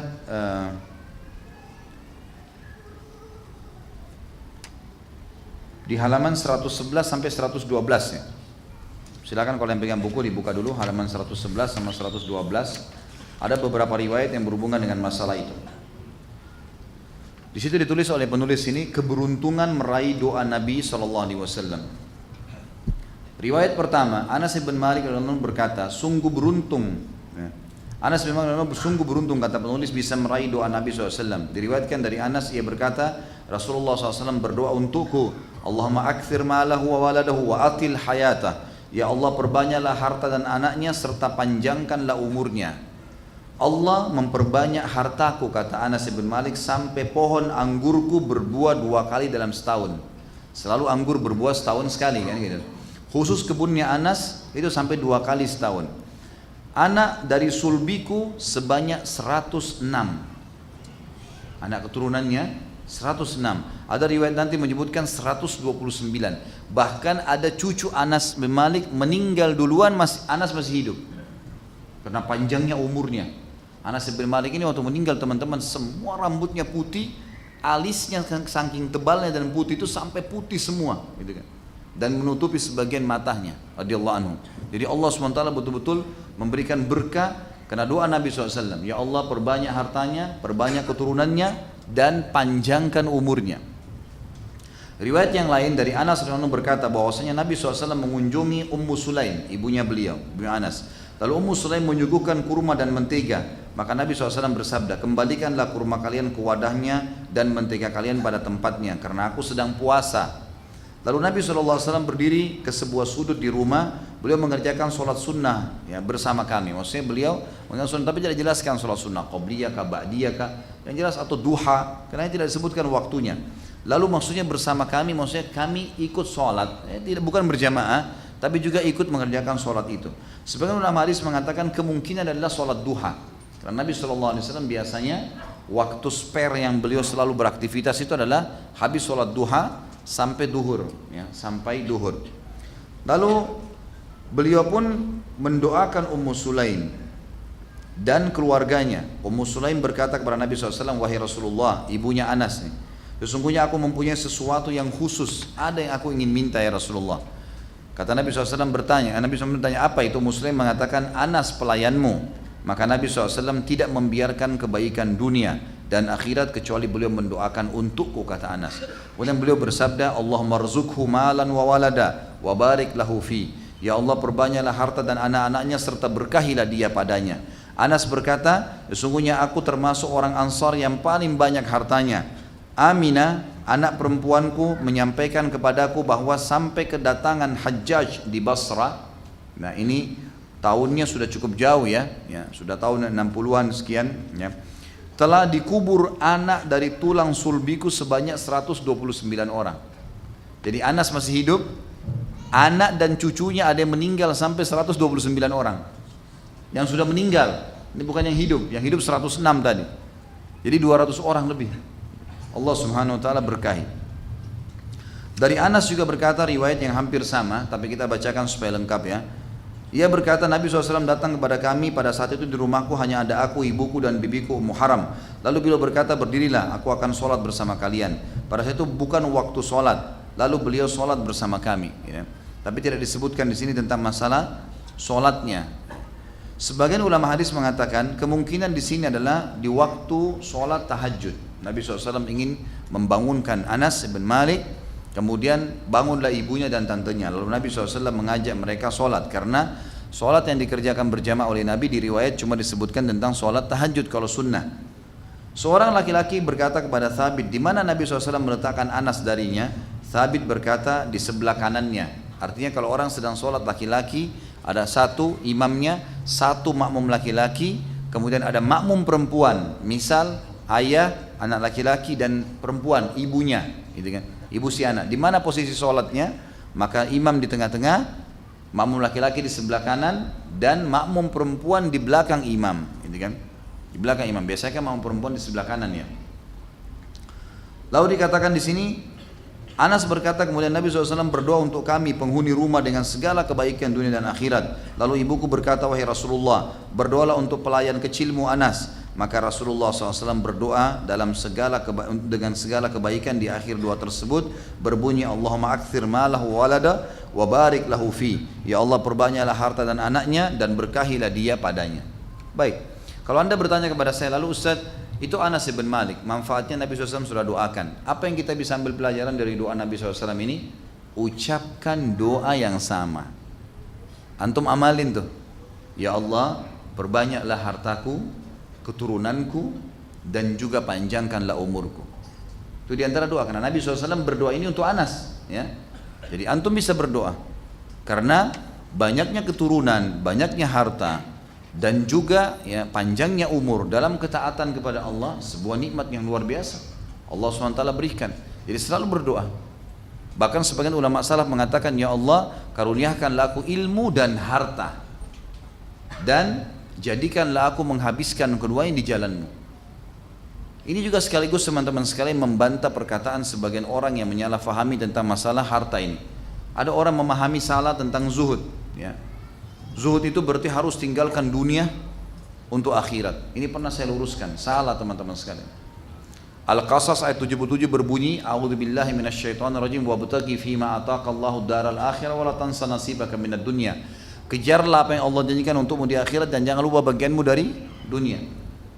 Orang Islam harus pegang kata-kata saya, rapi pakaiannya, bersih penampilannya, kendaraannya juga bersih, mampu membeli yang bagus, beli yang bagus, nggak masalah. Tapi dalam sebuah kaidah, la ifrat, tidak berlebihan, wala tafrid, tidak juga perhitungan.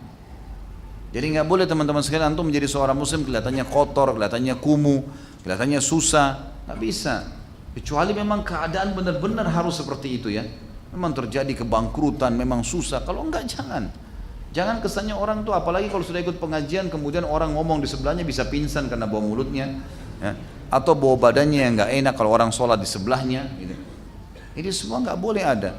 Sering kantongin minyak wangi kecil, mungkin bisa kita semprot pada saat mau sholat. Kalau kita bersalaman dengan sesama jenis, gitu kan? Sunnah Nabi SAW. Kita harusnya melakukan itu. Jadi jangan sampai salah ini. Doa ini mengajarkan kepada kita teman-teman. Ada sebuah artikel kecil saya tulis judulnya, apakah Islam menyuruh Anda menjadi orang kaya? Kesimpulannya saya bilang tentu saja iya. Karena orang memiliki harta yang banyak penting dalam agama, penting. Kalau antum sekarang belum memiliki, berdoa kepada Allah.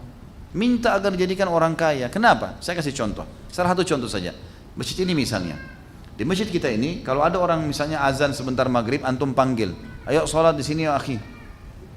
Ayo ukhti sholat. Kita panggil dia, dia masuk sholat sama-sama kita. Sama-sama di saf, kita dapat pahala sholat, dia juga dapat pahala sholat berjamaah. Ya? Tapi karena kita ajak dia, kita dapat pahala seperti dia tanpa dikurangi sedikit pun. Misalnya kita dapat 100, dia dapat 100, tapi karena kita yang ajak, kita dapat pahala 100 lagi, jadi 200 tanpa dikurangi pahala dia sedikit pun. Karena sabda Nabi SAW masyhur ya. Man dalla ala khairin kana lahu mithal ajri fa'ilihi min ghairi yanqus min ajri fa'ilihi syai'an. Siapa yang menunjuk kepada kebaikan, maka dia akan diberikan ya. Dia akan diberikan kebaikan ya.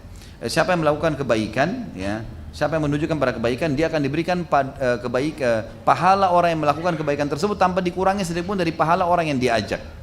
Baik. Sekarang tadi saya ajak orang, saya dapat pahala, dia juga dapat pahala, saya dikasih pahala dia. Tapi pernah nggak teman-teman berpikir orang yang tidak hadir mungkin bersama kita di masjid ini, tapi dapat pahala kita? Bukan cuma kita, semua orang yang sholat. Siapa dia? Hah? Mana nih? Nggak ada suaranya. Bukan muadzin. Yang bangun masjid. Dari duitnya yang dia kasih ini, satu masjid dipanen pahalanya. Mungkin dia sudah nggak hadir sini, mungkin. Kita nggak tahu. Misal masjid ini dulu waktu mau dibangun ada orang nyumbang-nyumbang, anggap 1.000 rupiah deh. Sempat dititipin sama dia. Digabung beliin pasir dan semen, jadilah masjid ini. Mereka panen pahala bukan cuma saya sama teman saya, tapi semuanya. Lihat pengaruh harta. Besar sekali. Pernah ada sahabat berkata miskin nih kepada Nabi SAW, ya Rasulullah, maaf teman, jangan sampai tersinggung, jangan sampai nganggap kita anggap remeh orang miskin, bukan. Kita mau menyampaikan tentang kedudukan Islam memandang mana kaya dan miskin ini. Kata Nabi SAW, dan kita semua bisa mengubah nasib ya. Tidak ada yang tidak bisa mengubah nasib. Bisa 1 tahun, 2 tahun berdoa, berikhtiar, insya Allah akan dikasih. Kata apa namanya? Saya sampai lupa apa yang mau dibahas. Subhanallah. Baik. Yang jelas kita dianjurkan teman-teman. Baik. Kalau kita sahabat miskin pernah datang kepada Nabi SAW lalu berkata begini dalam hadis Bukhari. Ya Rasulullah, sahabat-sahabat kami yang kaya mengalahkan pahala-pahala kami karena apa yang kami kerjakan mereka kerjakan. Misal kami sholat mereka sholat, kami zikir mereka zikir, kami berdoa mereka berdoa, kami berjihad mereka berjihad, gitu kan. Tapi mereka mengalahkan kami dari sisi mereka bersedekah, kasih keluar harta. Kami nggak punya itu. Beritahukan kami amalan, kalau kami kerjakan kami dapat pahala sama dengan sedekah mereka. Kata Nabi, bacalah 33 kali subhanallah, alhamdulillah, Allahu akbar. Kalian akan dapat pahalanya. Ternyata hadis ini tidak terkekang di mereka saja, tersebar. Sahabat-sahabat yang kaya mengetahui zikir 33 subhanallah, alhamdulillah, Allahu akbar ini sama pahala sedekah yang besar. Mereka amalin lagi tuh. Sahabat miskin datang lagi ke Nabi SAW, ya Rasulullah, yang kaya udah dengarin tuh. Seakan sampaikan kami lagi nih, gitu kan? Kata Nabi, "Dzalika fadlullahi yu'tihi may yasha." Itu karunia Allah yang Allah berikan kepada siapa yang Dia inginkan. Itu karunia teman-teman sekalian, ya. Jadi kejar prestasi dunia, dan saya sarankan teman-teman kunjungi ceramah di YouTube khusus saudaraku ini adalah rahasia rezekimu. Tentu ini sudah banyak yang kunjungin, tapi waktu itu saya masih sampaikan 10 kiat menambah dan memperanakan rezeki. Ada kemarin ceramah terakhir Tabligh Akbar di Makassar, insya Allah teman-teman tim sudah upload baru. Itu ada 15 kiat saya tambahkan di situ. Tambah 5 kiat lagi, mudah-mudahan itu akan sangat bermanfaat. Dan banyak teman-teman alhamdulillah yang sudah praktekin. Setelah beberapa waktu mereka mengatakan memang Ustaz, alhamdulillah berhasil, gitulah. Berhasil. Jadi lebih baik dari sebelumnya. Dan ingat ya, Allah kalau mau memberikan sebuah perubahan kepada kita memang tidak drastis. Di dunia ini kita punya proses.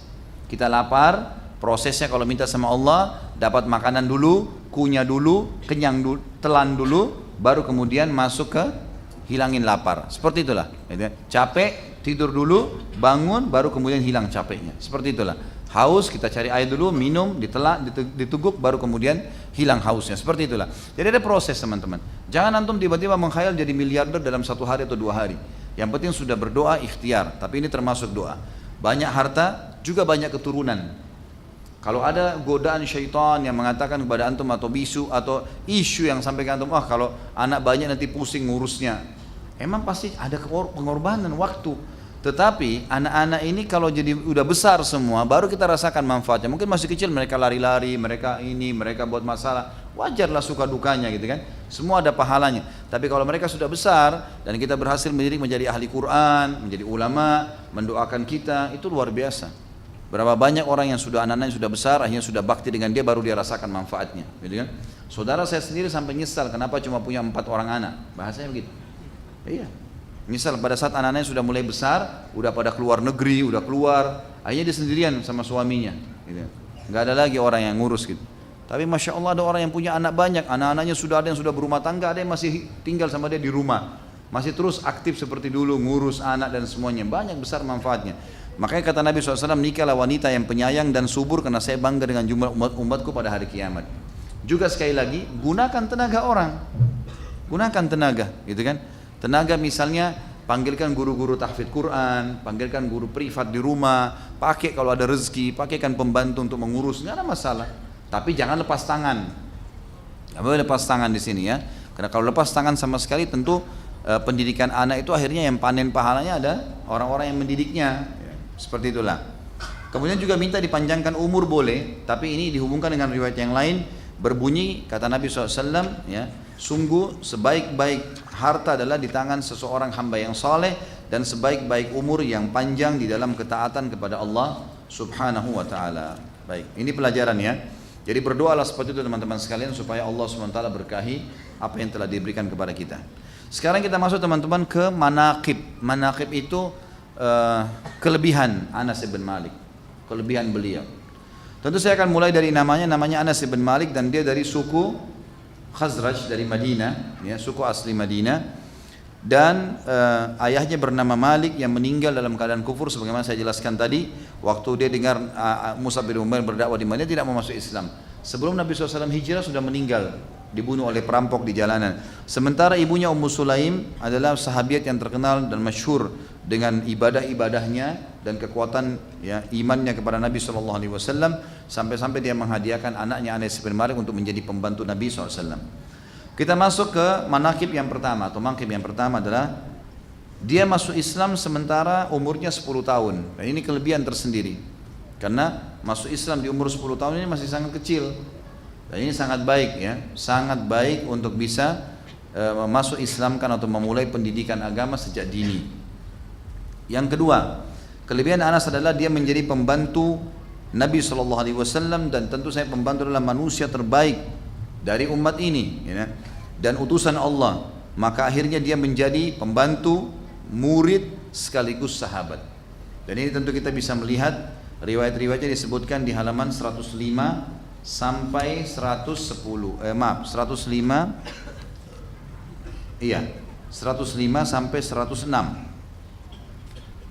Sebenarnya sih disebutkan di sini riwayat-riwayat ini sampai 110 betul. Tentang kisah-kisah bagaimana Nabi SAW menceritakan kalau Nabi SAW itu karena dia pembantu jadi dia menceritakan banyak hal. Di antaranya saya bacakan dulu di sini di halaman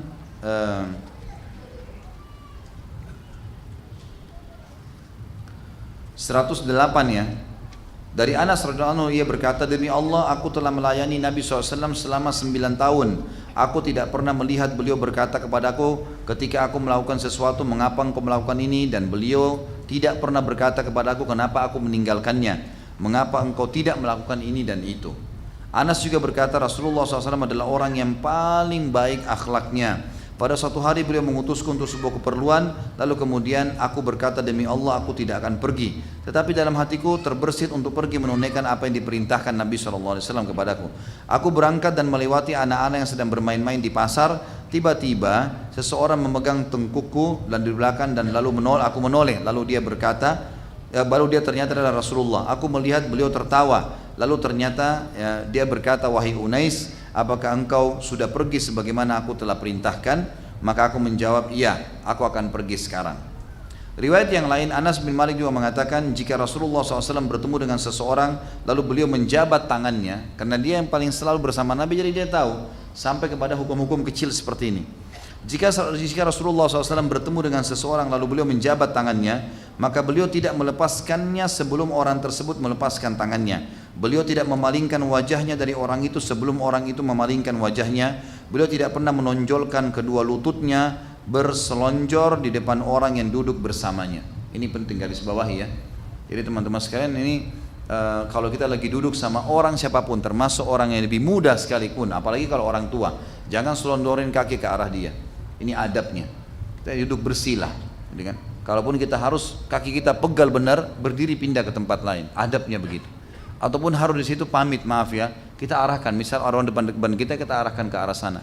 Kaki saya pegal, saya harus lurusin. Tapi banyak orang subhanallah tidak begitu. Nggak ada adab, dia tidak faham.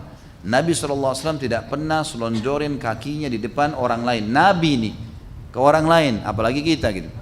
Termasuk di sini adabnya adalah selondorin kaki kepada anak, pada istri, atau juga termasuk dalamnya adalah adab tidak boleh duduk di tempat yang lebih tinggi dibandingkan dengan orang lain kalau memang lagi ada duduk bersama. Beda kalau majelis ilmu, karena Nabi SAW biasa di mimbar, biasa berdiri gitu kan, biasa duduk, memang begitu disampaikan. Itu beda karena penyampaian agar semua orang bisa melihat, seperti orang khutbah Jumat memang tidak bisa. Maka ini berbeda. Tapi kalau enggak, kita lagi duduk teman-teman sekalian, maka ada orang memang begitu. Lain kalau kakinya sakit ya, mungkin. Kalau ini enggak, memang dia mau dia selalu lebih daripada orang lain, punya kedudukan sendiri. Ini kalau tidak ada udzur syar'i maka termasuk yang dilarang di sini. Anas bin Malik juga meriwayatkan dalam riwayat yang lain. Tentu semua ini diriwayatkan oleh Imam Muslim ya, hadis-hadis sahih semua ini. Ada dilihat, bisa dilihat di footnote-nya. Anas bin Malik juga berkata, salah seorang hamba sahaya wanita yang masih kecil di Madinah bisa menggandeng tangan Rasulullah SAW dan membawanya kemana saja dia mau. Kemana saja dia mau. Riwayat yang lain, Anas bin Malik juga berkata, Rasulullah SAW tidak diminta sesuatu atas nama Islam, kecuali pasti beliau memberinya. Minta bantuan, minta apa pasti beliau memberinya. Anas berkata, seorang laki-laki datang dan Nabi SAW memberinya kambing di antara dua gunung. Lalu dia pulang kepada kaumnya dan berkata, wahai kaumku, masuklah kalian ke dalam Islam. Sesungguhnya Muhammad memberi dengan pemberian yang tidak buat kita takut miskin. Ini semua hadis riwayatkan Anas, kita angkat ya. Hadis riwayat Anas yang lain juga radhiyallahu anhu, ada di sini beberapa hadis yang diangkat oleh penulis. Ia berkata, Rasulullah SAW datang ke rumahku lalu beliau tidur di siang hari. Beliau keringatan, maka ibuku mengambil botol lalu memasukkan keringat Nabi SAW ke dalamnya. Pada saat Nabi SAW bangun lalu beliau berkata, wahai Ummu Sulaim, apa yang engkau lakukan? Ummu Sulaim menjawab, ini adalah keringatmu. Kami akan memasukkannya ke dalam minyak wangi kami, karena ia adalah minyak wangi yang paling wangi. Anas bin Malik juga meriwayatkan yang lain. Rasulullah SAW adalah orang yang paling wajahnya paling tampan, paling dermawan, paling pemberani. Pada suatu malam, ini hadis diceritakan, orang-orang Madinah dikejutkan oleh suara. Jadi ternyata ada suara gemuruh perampok-perampok yang masuk ke Madinah. Jadi kan, kata Anas bin Malik, suara tersebut ya, bergemuruh sehingga orang Madinah kaget. Maka mereka bersegera menuju ke suara itu. Lalu berpapasan dengan Nabi SAW. Ternyata waktu mereka datang, dalam riwayat dikatakan berkumpul di depan rumah Nabi SAW, ternyata suara itu sudah hilang. Dan mereka melihat dari kejauhan ternyata Nabi SAW datang dari arah suara tadi. Jadi Nabi SAW sudah mengusir sendiri perampok-perampok itu. Ini contoh pemimpin yang luar biasa. Dia tidak tinggal di rumahnya. Dan kata Anas bin Malik, Nabi SAW menunggangi kuda yang kuda itu sangat lamban. Bukan kuda yang biasa dipakai berperang, tapi Nabi SAW menggunakan itu untuk membersihkan Madinah dari penjahat-penjahat tadi.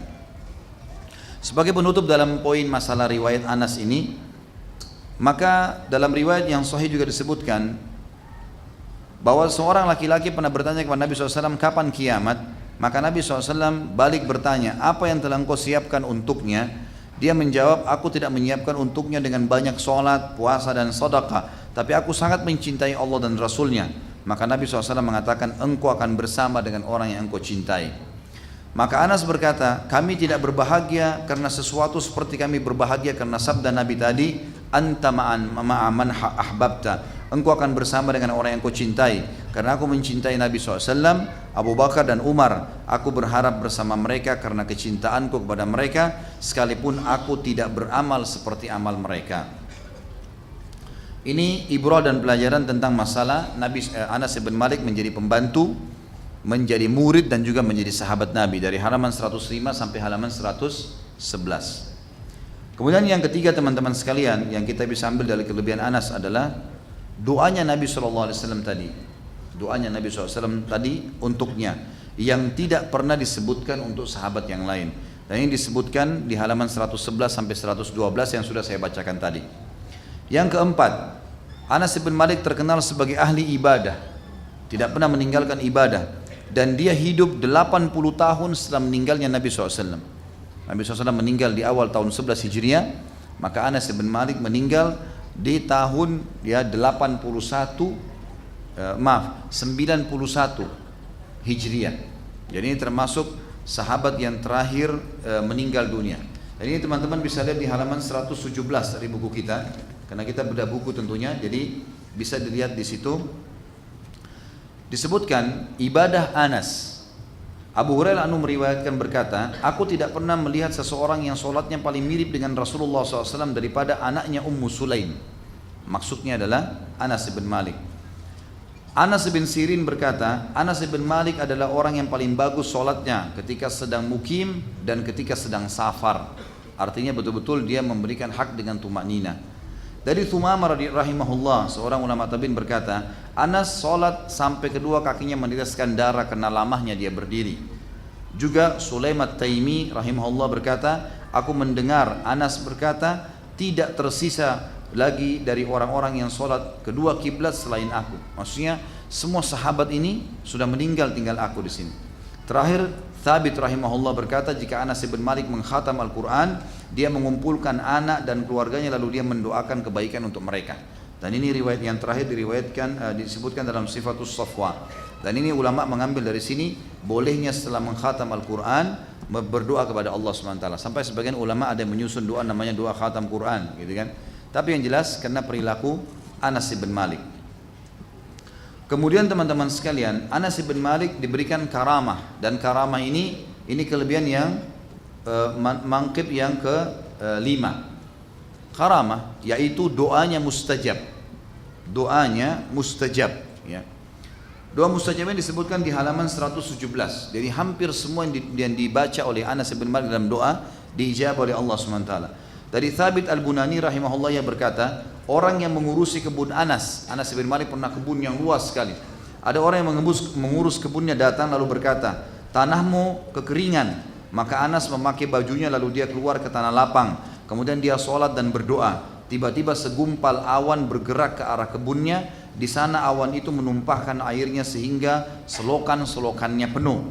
Hal itu terjadi di musim kemarau. Lalu Anas mengurus sebagian keluarganya, lalu berkata, lihatlah sampai di mana hujan itu. Ternyata hujan tersebut tidak melebihi kebunnya kecuali sedikit saja. Artinya hujan ini hanya turun di kebunnya Anas bin Malik sementara musim kemarau. Musim kemarau.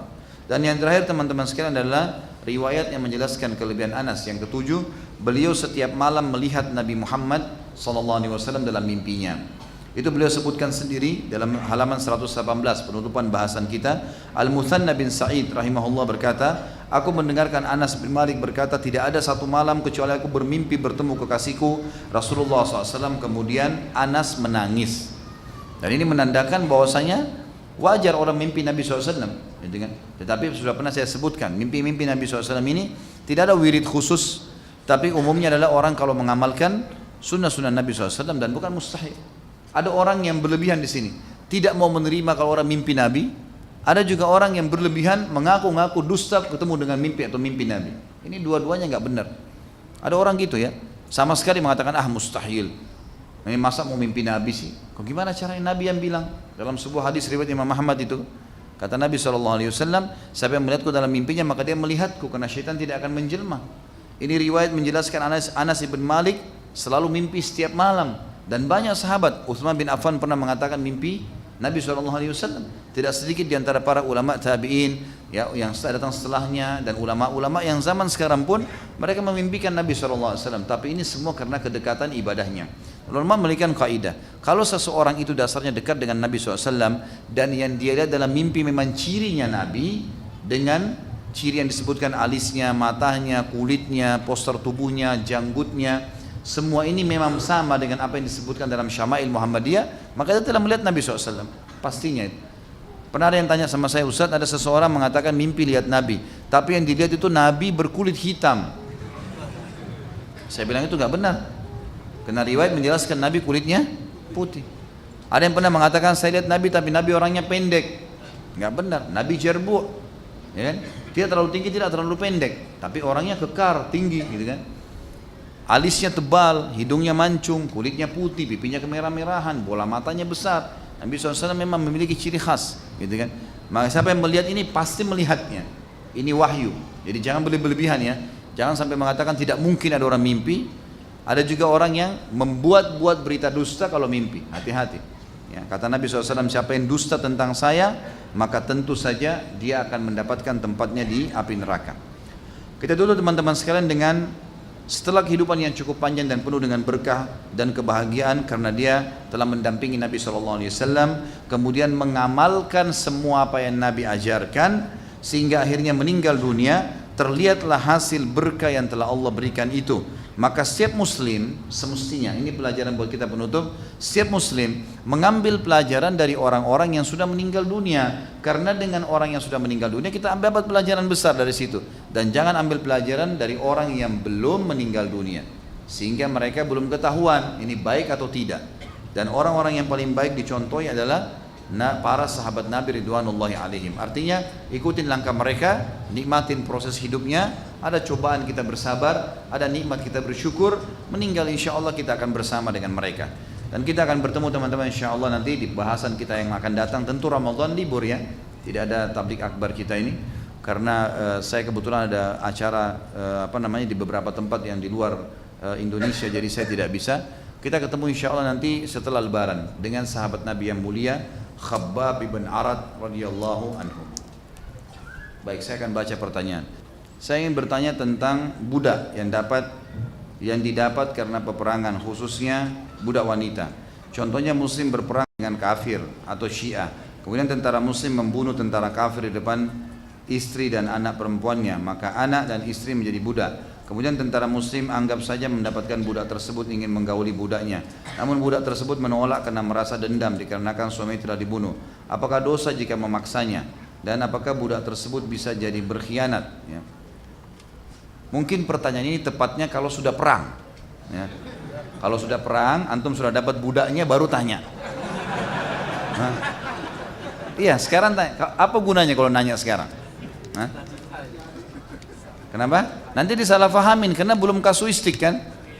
Nanti tiba masa tiba akal gitu ya. Jadi semestinya tidak berdosa. Kalau ada budak wanita tidak berdosa. Tapi di sini teman-teman jangan dihubungkan antara orang kafir dengan orang Syiah ya. Karena orang Syiah itu untuk memvonis mereka kafir butuh hujjah. Artinya gini, tidak semua Syiah itu dikafirkan oleh para ulama. Kafir ya, tapi menyimpang iya. Yang kafir itu seperti memang Syiah gulat yang sudah betul-betul mengatakan Al-Quran tidak ada, kurang. Atau memvonis sahabat kafir secara mutlak. Bukan kena ikut-ikutan, keyakinan. Ada orang subhanallah tidak ngerti. Dia dari kecil disuruh laknat Abu Bakar. Begitu dia besar, gitu kan? Begitu dia besar, maka dia ikut-ikutan dengan. Begitu dia faham, dia tinggalkan. Karena waktu teman-teman Wisal TV di Saudi membuat ceramah dalam bahasa Persia, gitu kan? Ternyata ada penelpon yang masuk dari Iran setiap hari itu sekian ratus, ya. Dan sekian ratus itu semuanya mengaku tidak mengerti, tidak pernah tahu. Selama ini yang kami tahu Aisyah itu jahat, bukan yang seperti kalian bilang nih. Selama ini yang kami tahu Abu Bakar itu memang pengkhianat, itu kami nggak pernah tahu yang kalian bilang nih. Jadi memang mereka tidak tahu, dan kami menyatakan taubat. Ada cuplikannya banyak semua, gitu kan? Kebetulan karena saya penasihat di TV Wisal di Indonesia, maka itu kami tahu betul itu. Ada seperti itu. Jadi memang ada orang-orang Syiah tidak mengerti. Ada yang memang mendakwakan itu, memang mengkafirkan orang, memang ini, memang menghalalkan darah, itu lain, gitu kan? Itu lain. Nah, kalau orang-orang Syiah, hukumnya kata ulama adalah hukum masuk seperti orang-orang munafikin di zaman Nabi SAW. Kalau diperangi, tidak ada hamba sahaya, nggak ada hamba sahaya. Masya Allah, Masya Allah. Sudah, cukup. Ini mesti Pak Yoyo bantu saya nih, sortir. Sortir dulu sesuai dengan tema ya. Sampai mana tadi? Hah? Semua lupa. Jadi kalau Syiah perang sama kita, bukan berarti kalau mereka tertawan jadi hamba saya, enggak. Ya. Karena mereka masih syahadat. Hukumnya namanya sadduz zara'i. Sama kasus waktu perangnya Ali bin Abi Thalib dengan sahabat-sahabat Nabi yang lain. Tidak ada perbudakan. Tapi alat-alat perang mereka menjadi ghanimah. Alat-alat perang, pesawat tempur, senjatanya, itu semua disita. Tapi orangnya nggak jadi budak, gitu ya. Jadi perlu difahamin masalah itu. Anas bin Malik menjadi pembantu Rasulullah SAW pada umur 9 tahun. Apakah dengan demikian kita diperbolehkan memperkerjakan pembantu atau karyawan di bawah umur? Sedangkan ada peraturan pemerintah yang melarang memperkerjakan anak di bawah umur. Dalam kasus ini mana yang harus didahulukan? Sunnah Nabi SAW atau peraturan pemerintah? Tentu saja di sini Anas bin Malik satu-satunya pembantu Nabi yang berumur seperti itu ya. Dan ini karena ibunya yang menghibahkan. Ya Rasulullah, ini anak saya, biarin bantu anda. Sebenarnya tujuannya selain berkhidmat kepada Nabi SAW juga biar belajar, gitu kan? Maka itu kalau kasusnya seperti ibunya Anas bin Malik nggak masalah, karena dididik sama dengan orang ambil anak yatim misalnya, kan masih kecil semua. Jadi jangan difahamin pembantu ini tanda kutip sesuatu yang buruk ya. Kalau ada peraturan pemerintah kita memang mengatakan tidak boleh anak di bawah umur sekian, misalnya di bawah 15 tahun bekerja, ya sudah ikutin aja peraturan itu. Juga mungkin kita kerepotan ya, kalau misalnya anak-anak juga terlalu kecil ya.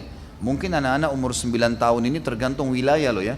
Ada beberapa wilayah memang di muka bumi ini memang yang Masya Allah dewasa lah, gitu kan? Dewasa. Di Afghanistan teman-teman, daerah padang pasir umumnya ya, itu anak-anak umur 11 tahun itu sudah jenggotan. Iya, tumbuh jenggotnya 12 tahun. Dan itu memang karena mereka dianggap dewasa ya. Karena sudah menjadi dewasa gitu.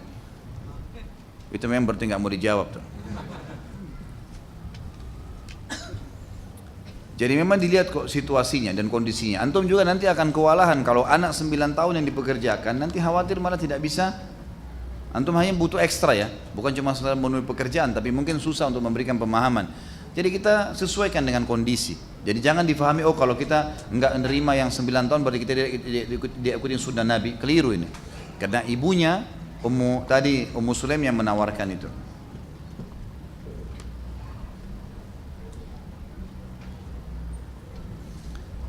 Bolehkah punya pembantu Nasrani karena sudah 4 kali ganti pembantu Muslim yang tidak jujur dan bekerja dengan tidak profesional? Boleh saja. Saya tidak pernah temukan larangan menjadikan pembantu orang non-Muslim. Allahu a'lam. Bahkan ada beberapa sahabat yang memiliki pekerja di kebun mereka yang bukan Muslim. Itu boleh saja setahu saya. Tapi tentu saja teman-teman sekalian harus hati-hati ya, karena dia punya akidah, dia punya keyakinan. Ya, jauh lebih aman Muslim tentunya. Kalau ada Muslim yang tidak, ini yang saya tidak tahu kenapa selalu pertemukan antara Muslim yang tidak jujur dengan kafir yang jujur. Ini selalu tidak adil ini, gitu kan? Coba pertemukan dengan yang baik, ya, dengan yang baik. Dan saya berharap teman-teman bisa menjalankan ide. Saya juga pernah punya ide itu ya. Siapa tahu memang ada yang sudah terlanjur bergelut di situ di bidang tenaga kerja. Kenapa tidak terfikir sekarang teman-teman buat sebuah perusahaan, kemudian memang membina khusus masalah pembantu rumah tangga ini, supir, security misalnya satpam, tapi profesional yang ikhwat dan akhwat, itu kan bisa. Ya. Alhamdulillah di rumah saya berapa kali itu ada di antara akhwat yang memang dasarnya dulunya mereka profesinya membantu rumah tangga, dan mereka sudah ikut taklim, akhirnya mereka membantu di rumah, dan itu tidak ada sesuatu yang aib. Malah dia nyaman, istri saya nyaman gitu kan, karena sudah sama-sama pakai cadar, sudah sama-sama bisa kemana-mana, sudah saling paham, taklim sama-sama, sholat sudah nggak perlu diingatkan. Kenapa kita tidak terfikir untuk itu misalnya? Karena banyak sekali. Saya pergi ke Hong Kong kemarin diundang, itu ada 150.000 orang TKW kita di sana. Dan waktu saya taklim penuh, mungkin seperti keadaan masjid kita ini, masya Allah penuh, sekian ribu orang yang datang. Ya. Pada saat itu saya juga tidak tahu jumlah pastinya ya. Tapi pada saat itu saya melihat banyak akhwat kita yang pakai cadar di situ, pakai jilbab besar. Saya sempat tanya, ini akhwat yang pakai hijab syar'i, di sini nggak dilarang sama majikannya? Dia bilang nggak dilarang Ustaz. Malah dia yang penting pekerjaan selesai. Cuma memang masalahnya mereka bekerja dengan orang kafir, jadi masalah nih. Ini hukum lain lagi kan. Cuma saya melihat ternyata ada memang ikhwat dan akhwat kita yang pekerjaannya memang di situ bidangnya yang dia bisa. Cuman belum ada lembaga yang mengelola dengan baik, lebih profesional. Maksud saya begitu. Apakah diperbolehkan seorang budak atau pembantu kabur karena sering disiksa? Karena dia disiksa seharusnya dia disiksa oleh ketika dia disiksa seharusnya dia baik dibebaskan oleh pemiliknya sebagai pembayaran kafaranya, namun karena pemiliknya kafir atau fasik maka dia tidak membebaskannya. Jangan salah paham ya, hadis tadi itu saya bedain tadi ya, ada hadis tentang pembantu 2 riwayat pertama, ada hadis tentang pegawai 2 riwayat, ada hadis tentang budak yang banyak tadi. Hadis terakhir riwayat Imam Muslim, siapa yang memiliki budak yang dia pukul maka kafarannya membebaskannya. Ini tidak berlaku pada pembantu ya, pembantu nggak perlu, dia bisa tinggalin tentunya. Dia bisa tinggalin, tidak harus pamit kalau memang dia disiksa. Dia punya hak asasi manusia, gitu kan? Allahu a'lam. Tapi di sini perlu adil ya, harus adil ya. Misal antum ada akad apa ya? Kata Allah mengatakan fa'dilu aqrabu littaqwa. Adil lah, karena itu lebih dekat dengan ketakwaan. Kita harus adil ya. Misal gini, kalau kita sudah bekerja, sebenarnya kita tidak suka hanya karena ada tawaran pekerjaan lain lebih bagus misalnya. Nah, kita harus adil di sini. Maaf, saya sebenarnya dapat pekerjaan di tempat lain dan saya ditawarkan gaji sekian. Kebutuhan saya memang harus saya lakukan itu. Maka mungkin saya pamit sampai akhir bulan ini, saya berikan hak Anda, lalu saya pamit. Misal, bicara baik-baik. Orang kita manusia kok. Kalau dia bilang baik, bisa nego gak? Bisa gak kalau saya kasih kamu gaji sekian, kamu bertahan? Baik, saya istikharah, saya juga akan bicara dengan orang yang menawarkan kepada saya. Biasa saja gitu kan. Jadi gak usah main lari, ada yang bawa barang, ada yang ini, ada yang itu, saling caci maki. Ini bahaya semua, ini bertemu hari kiamat ini, masalah. Jadi baik begitu. Jadi Allahu a'lam, masih banyak cara-cara bijak yang bisa dilakukan.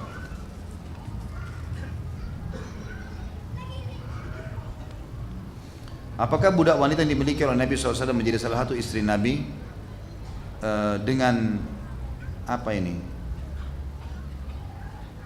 Atau dengan bahasa lain mungkin dinikahi ya? Dalam hal apa Rasulullah SAW pernah marah? Tentu saja budak Nabi SAW Maria Kiptian dalam riwayat yang sahih tidak dinikahi.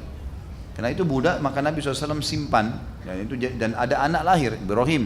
Hukum syar'i kita memang seperti itu. Memang dibolehkan budak wanita digauli tanpa pernikahan. Kalau dalam hal apa saja Nabi SAW marah, riwayat Bukhari menjelaskan.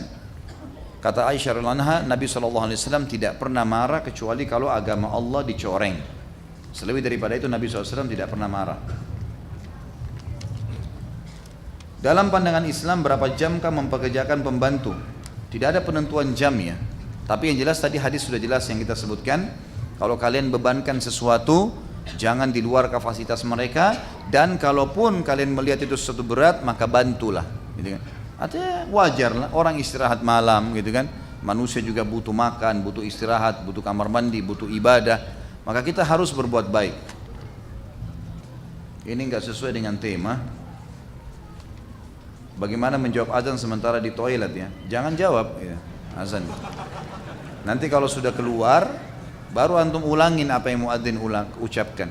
Kalau kita tidak sempat tadi kena di WC, semoga Allah muliakan, jangan jawab. Nanti kalau kita sudah keluar, baru kita jawab. Keluar dari WC baru kita jawab azan. Niat menjawab azan yang tadi boleh. Apakah benar belajar mencari ilmu itu hanya boleh berguru pada satu guru saja? Karena banyak teman saya melihat saya setiap minggu selalu menghadiri kajian yang diisi oleh ustadz yang berbeda-beda setiap minggunya, dan harus jalur nasab dan ilmunya harus dari keturunan Rasulullah SAW. Tentu tidak benar, sama sekali tidak benar. Kita boleh belajar dari banyak kecuali Nabi Muhammad SAW. Nabi Muhammad lain, memang karena sumber ilmu. Tapi sahabat itu sudah, waktu Nabi SAW sudah meninggal, sahabat nyebar. Banyak tabi'in belajar dengan para sahabat. Ada yang menjadi muridnya si Anas bin Malik, ada yang jadi muridnya Abu Musa al-Asy'ari. Bahkan ada tabi'in yang belajar dari semua sahabat-sahabat itu. Banyak sekali ya. Ini kalau mau disebutin satu persatu tentu banyak sekali nama-nama mereka. Jadi ini tidak benar ya. Apakah di perang-perang saat ini perbudakan masih berlaku? Tentu saja, hukum Allah itu. Jadi hukum Allah masuk akal kita atau tidak masuk akal kita harus kita terima. Budak wanita apakah boleh digauli? Kan sudah saya bilang tadi. Jawabannya iya. Dan lebih baik kalau sudah perang baru nanya. Hah? Ini rewel dari tadi nanya terus. Makanya kalau mau punya budak, perang tuh sana. Hah? Perangkan deh, asal mau perang ya. Bagaimana cara hitung-hitungan untuk membayar gaji pegawai? Apakah ada diajarkan dalam Islam atau cukup berpatokan sama UMR saja? Dan bagaimana kalau kita telat atau menunda gaji pegawai tersebut? Tentu saja tidak ada penentuan jumlah ya. Jadi sesuai dengan kadar. Kalau UMR atau mungkin bisa tergantung kondisional. Mungkin kita nggak mampu. UMR itu mungkin kalau kelasnya level usaha apa gitu kan? Nggak mungkin orang kalau jaga kios kaki lima di depan rumahnya lalu dikasih UMR, kan nggak mungkin. Masa gaji hampir 3 juta kan nggak mungkin gitu. Contohnya, kalau pertanyaan terakhir ini bagus ya. Ini tadi yang saya lupa. Ya. Apakah boleh menunda gaji pegawai? Kalau antum tidak punya udzur syar'i, bukan karena tidak ada duit, memang betul-betul sengaja nunda hanya nggak apa-apa deh, gampang pegawai saya sudah janji tanggal 1, tanggal 7 aja deh. Itu nggak boleh. Haram hukumnya. Selama antum tunda, antum zalim, dosa besar. Selama 7 hari dosa besar, zalim. Karena kata Nabi SAW, bayarlah ya, gaji-gaji pegawai kalian sebelum keringat mereka kering. Maksudnya tepat pada waktunya. Itu ibadah, jangan ditunda. Harus dilakukan tepat waktu. Bagaimana kita menyikapi fitnah media sosial yang seringkali oknum yang tidak bertanggung jawab saling mengadu domba para dai di media sosial seperti YouTube dan lain-lain, termasuk Ustaz Khalid dan dai-dai sunnah. Semoga Ustaz menjaga. Ya, ambil sebagai pelajaran saja. Dan semua orang di muka bumi ini belanja di supermarket. Boleh ambil apa saja lewat kasir. Tanggung jawab sendiri. Kalau orang yang berbicara tentang saya positif, silakan. Kalau negatif dan benar antum silakan. Saran saya nasihatin baik-baik. Kan gitu. Tapi jangan disebarkan yang salah. Karena ini berbahaya, akan ada tanggung jawab hari kiamat. Jika ada 2 orang yang melamar pekerjaan, yang satu seorang mukmin tapi tidak jujur dan yang satu lagi non muslim yang jujur. Sekali lagi. Cari muslim yang jujur. Saya berbagi misal teman-teman, saya kasih syarat untuk menjadi pegawai saya di restoran dan di toko, gitu kan? Dan juga ada tempat satu perusahaan yang bergerak di ekspor gaharu yang memang di daerah Kamal juga. Itu kalau kita berikan syarat pegawai harus yang sudah ikut taklim misalnya. Memang saya kasih syarat gitu, yang ikut taklim silakan, gitu kan? Maka sudah ikhwah sudah faham lah, azan sudah suruh ke masjid, mereka sudah terbiasa tidak ada musik di restoran, cuma tinggal dengar ceramah, gitu kan? Ngomong kita suruh ikut tahfidz Quran sudah terbiasa, sudah gampang. Kita boleh berikan syarat seperti itu, gitu kan? Jadi insya Allah yang datang juga udah tahu syaratnya memang 1, 2, 3. Orang kan bisa kasih syarat umurnya sekian, badannya begini, apalah tinggi badan. Kita kasih syarat beriman, berilmu, kasih syarat. Mudah-mudahan itu sudah bisa membawa kepada kejujuran. Ustaz, dulu pernah saya makan uang haram. Setelah saya kenal kajian-kajian sunnah, saya baru menyadari, baru sadar taubat. Saya ingin taubat. Bagaimana caranya bertaubat? Membersihkan dosa-dosa. Taubat kepada Allah dengan meninggalkan. Jangan ulangi lagi, sesali, janji sama Allah tidak ulangi. dan semua hak-hak orang yang dulu kembalikan. Jadi semaksimal mungkin berdoa kepada Allah agar bisa diingatkan siapa saja yang diambil haknya dulu. Ustaz, apakah kita boleh menggandeng tangan anak perempuan yang masih kecil? Selama belum balik boleh. Kalau belum balik boleh. Sudah balik haram, nggak boleh. Ya.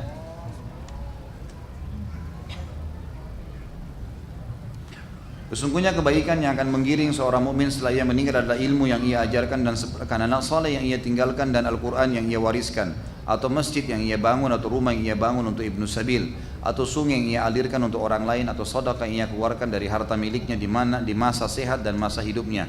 Semuanya akan menggiringnya setelah meninggal. Apakah benar sanadnya hasan? Kenapa perbedaan antara hadis hasan, as-sahih, hasan dan dhaif? Mana yang lebih dahulu kita amalkan, dan apakah arti Ibnu Sabil sama dengan fakir miskin? Tentu hadisnya hasan, benar ya. Kalau perbedaan hadis sahih sama hadis hasan, hadis dhaif itu sudah pernah kita jelaskan. Hadis sahih adalah yang sehat jalur nasabnya, sehat matannya, jalur sanad fulan meriwayatkan dari fulan, dari sahabat Nabi, dari Nabi SAW. Ini semua terpercaya, orang beriman, hafalannya kuat, dan matan hadisnya juga sehat. Maka matan itu isi hadisnya ya, tidak rancuh maknanya. Maka ini baru sahih. Kalau ada di jalur sanadnya satu orang saja yang lemah hafalan atau pernah melakukan satu hal yang mencoreng muru'ahnya, termasuk ulama mengatakan kalau melakukan hal yang makruh, pindah jadi hadis hasan. Kalau ada di antaranya perawi hadis itu yang tidak jelas statusnya, tidak ditahu siapa dia, siapa gurunya, tidak ada pendapat ulama yang memujinya, maka hadisnya menjadi lemah. Apalagi kalau ada pendusta, orang yang pernah melakukan perbuatan dosa gitu kan besar, maka pindah. Kalau hadis yang terakhir maudhu itu adalah hadis yang dusta, orang ngarang-ngarang. Ini ketahuan karena salah satu perawinya atau bahkan lebih dari satu orang, semuanya itu adalah orang-orang yang tidak jujur. Anda pernah membunuh tikus dengan air keras atau praktek di tempat kerjaan, di tempat jebakan tikus, apakah Anda termasuk berdosa? Apa doanya untuk meminta ampunan? Apa yang harus Anda lakukan untuk meminta ampunan? Tentu saja nggak boleh menyiksa hewan, dosa. Walaupun hewan itu dasar boleh dibunuh, haram, nggak boleh. Antum taubat kepada Allah Subhanahu Wa Taala dan jangan diulangi lagi. Ya, Allahu a'lam. Ini yang saya tahu. Apakah para sahabat juga mengalami keimanan menurun dan bagaimana cara sahabat mengatasi keimanan? Tentu saja. Iman itu naik turun, ya, naik turun. Terbukti ada sahabat Nabi SAW yang pernah hadir di Badar, itu di perang Khaybar. Itu kalau teman-teman ikuti nanti di bahasan sirah saya, beliau pada saat masuk ke benteng Khaybar menemukan ada kendi-kendi khamar. Tiba-tiba dia tidak tahan dirinya diminum khamar itu, padahal pernah hadir di Badar. Ada sahabat pernah melakukan itu. Tapi ciri mereka, tidak semua tentu, ada sebagian kecil. Ciri mereka bertaubat kepada Allah. Kasus yang memfitnah Aisyah, ada Musli bin Abi Musli, ada Hamna binti Jahash, ada Hasan bin Thabit. 3 orang sahabat terpengaruh dengan isunya Abdullah bin Abi Salul tentang masalah fitnahnya Aisyah berzina dengan Safwan, gitu kan? Tapi mereka bertaubat setelah dicambuk. Jadi cirinya mereka bertaubat. Dan cara istiqamah sudah saya katakan, hadir majelis ilmu, selalu ilmu ditambah, amalkan ilmunya dan bentuk komunitas. Bagaimana akhlak pembantu jika tuan rumahnya adalah keluarga non muslim? Tetap berikan haknya. Kalau harus darurat kerja di situ, maka dia berikan haknya, karena tidak dilarang dalam Islam seorang muslim kerja di satu perusahaan non muslim, itu tidak ada larangan di situ. Tapi kalau sampai merusak akidahnya, mengganggu ibadahnya, nggak boleh, dan harus berikan haknya sesuai dengan kesepakatan. Kata Nabi SAW, al-mu'minuna ala syurutihim, orang mukmin sesuai dengan syarat yang disepakati. Bagaimana dengan cerita mengenai putri Nabi Fatimah yang meminta pelayan tapi tidak diberikan, sementara Nabi SAW bisa memberikan? Dengarkan riwayatnya ini sebagai penutup. Fatimah radhiyallahu pernah datang kepada Nabi SAW, kebetulan waktu itu habis mencuci baju Ali dan anaknya Hasan Husain, habis membersihin rumah, dan tangan beliau sempat luka, gitu kan. Maka waktu itu Nabi SAW memiliki beberapa budak-budak wanita dari peperangan. Kata Fatimah, ya Rasulullah, lihat tangan saya seperti ini, gitu kan. Bantulah saya, berikan pembantu. Apa kata Nabi SAW? Bukan tolak ya. Kata Nabi, wahai Fatimah, maukah saya tunjukkan kepadamu amal perbuatan lebih baik daripada kau punya pembantu? Kata Fatimah, tentu ya Rasulullah. Kata Nabi SAW, bacalah pada saat kau letih ya, kalau capek, Kamu rasa letih, bacalah subhanallah 33, alhamdulillah, Allah Akbar 33. Jadi Nabi SAW bukan melarang tidak memberi, tapi mau mendidik ya sebuah poin kepada anak perempuannya. Karena makin dia kerjakan sendiri kan akan ada pahalanya gitu kan. Dan menurut Nabi SAW pada saat itu Fatimah bersama dengan anaknya dan suaminya gitu kan. Jadi seperti itu. Dan di rumah Nabi SAW saya sudah bilang tadi contohnya rumah Nabi semua ummahatil mukminin pakai pembantu. Allahu alam. Mungkin begitu teman-teman sekalian, mohon maaf kalau beberapa pertanyaan yang belum sempat saya jawab ini. Mudah-mudahan apa yang kita bahas hari ini bermanfaat dan insya Allah dijadikan sebagai tambahan amal kita pada hari kiamat. Semoga semua yang berbuat salah dan dosa dimaafkan oleh Allah, dan semoga semua yang sakit semoga penyakitnya, yang memiliki utang dilunasi utangnya, dan juga seluruh muslimin di Palestina, di Syria, di Yaman, di Irak, di Myanmar, di Aqsa yang sedang tertindas, semoga Allah berikan kemenangan dan Allah partisipasikan kita bersama mereka di pahala. Subhanakallahumma bihamdika asyhadu an la ilaha illallah astaghfirullah wa atubu ilaik. Wassalamualaikum warahmatullahi wabarakatuh.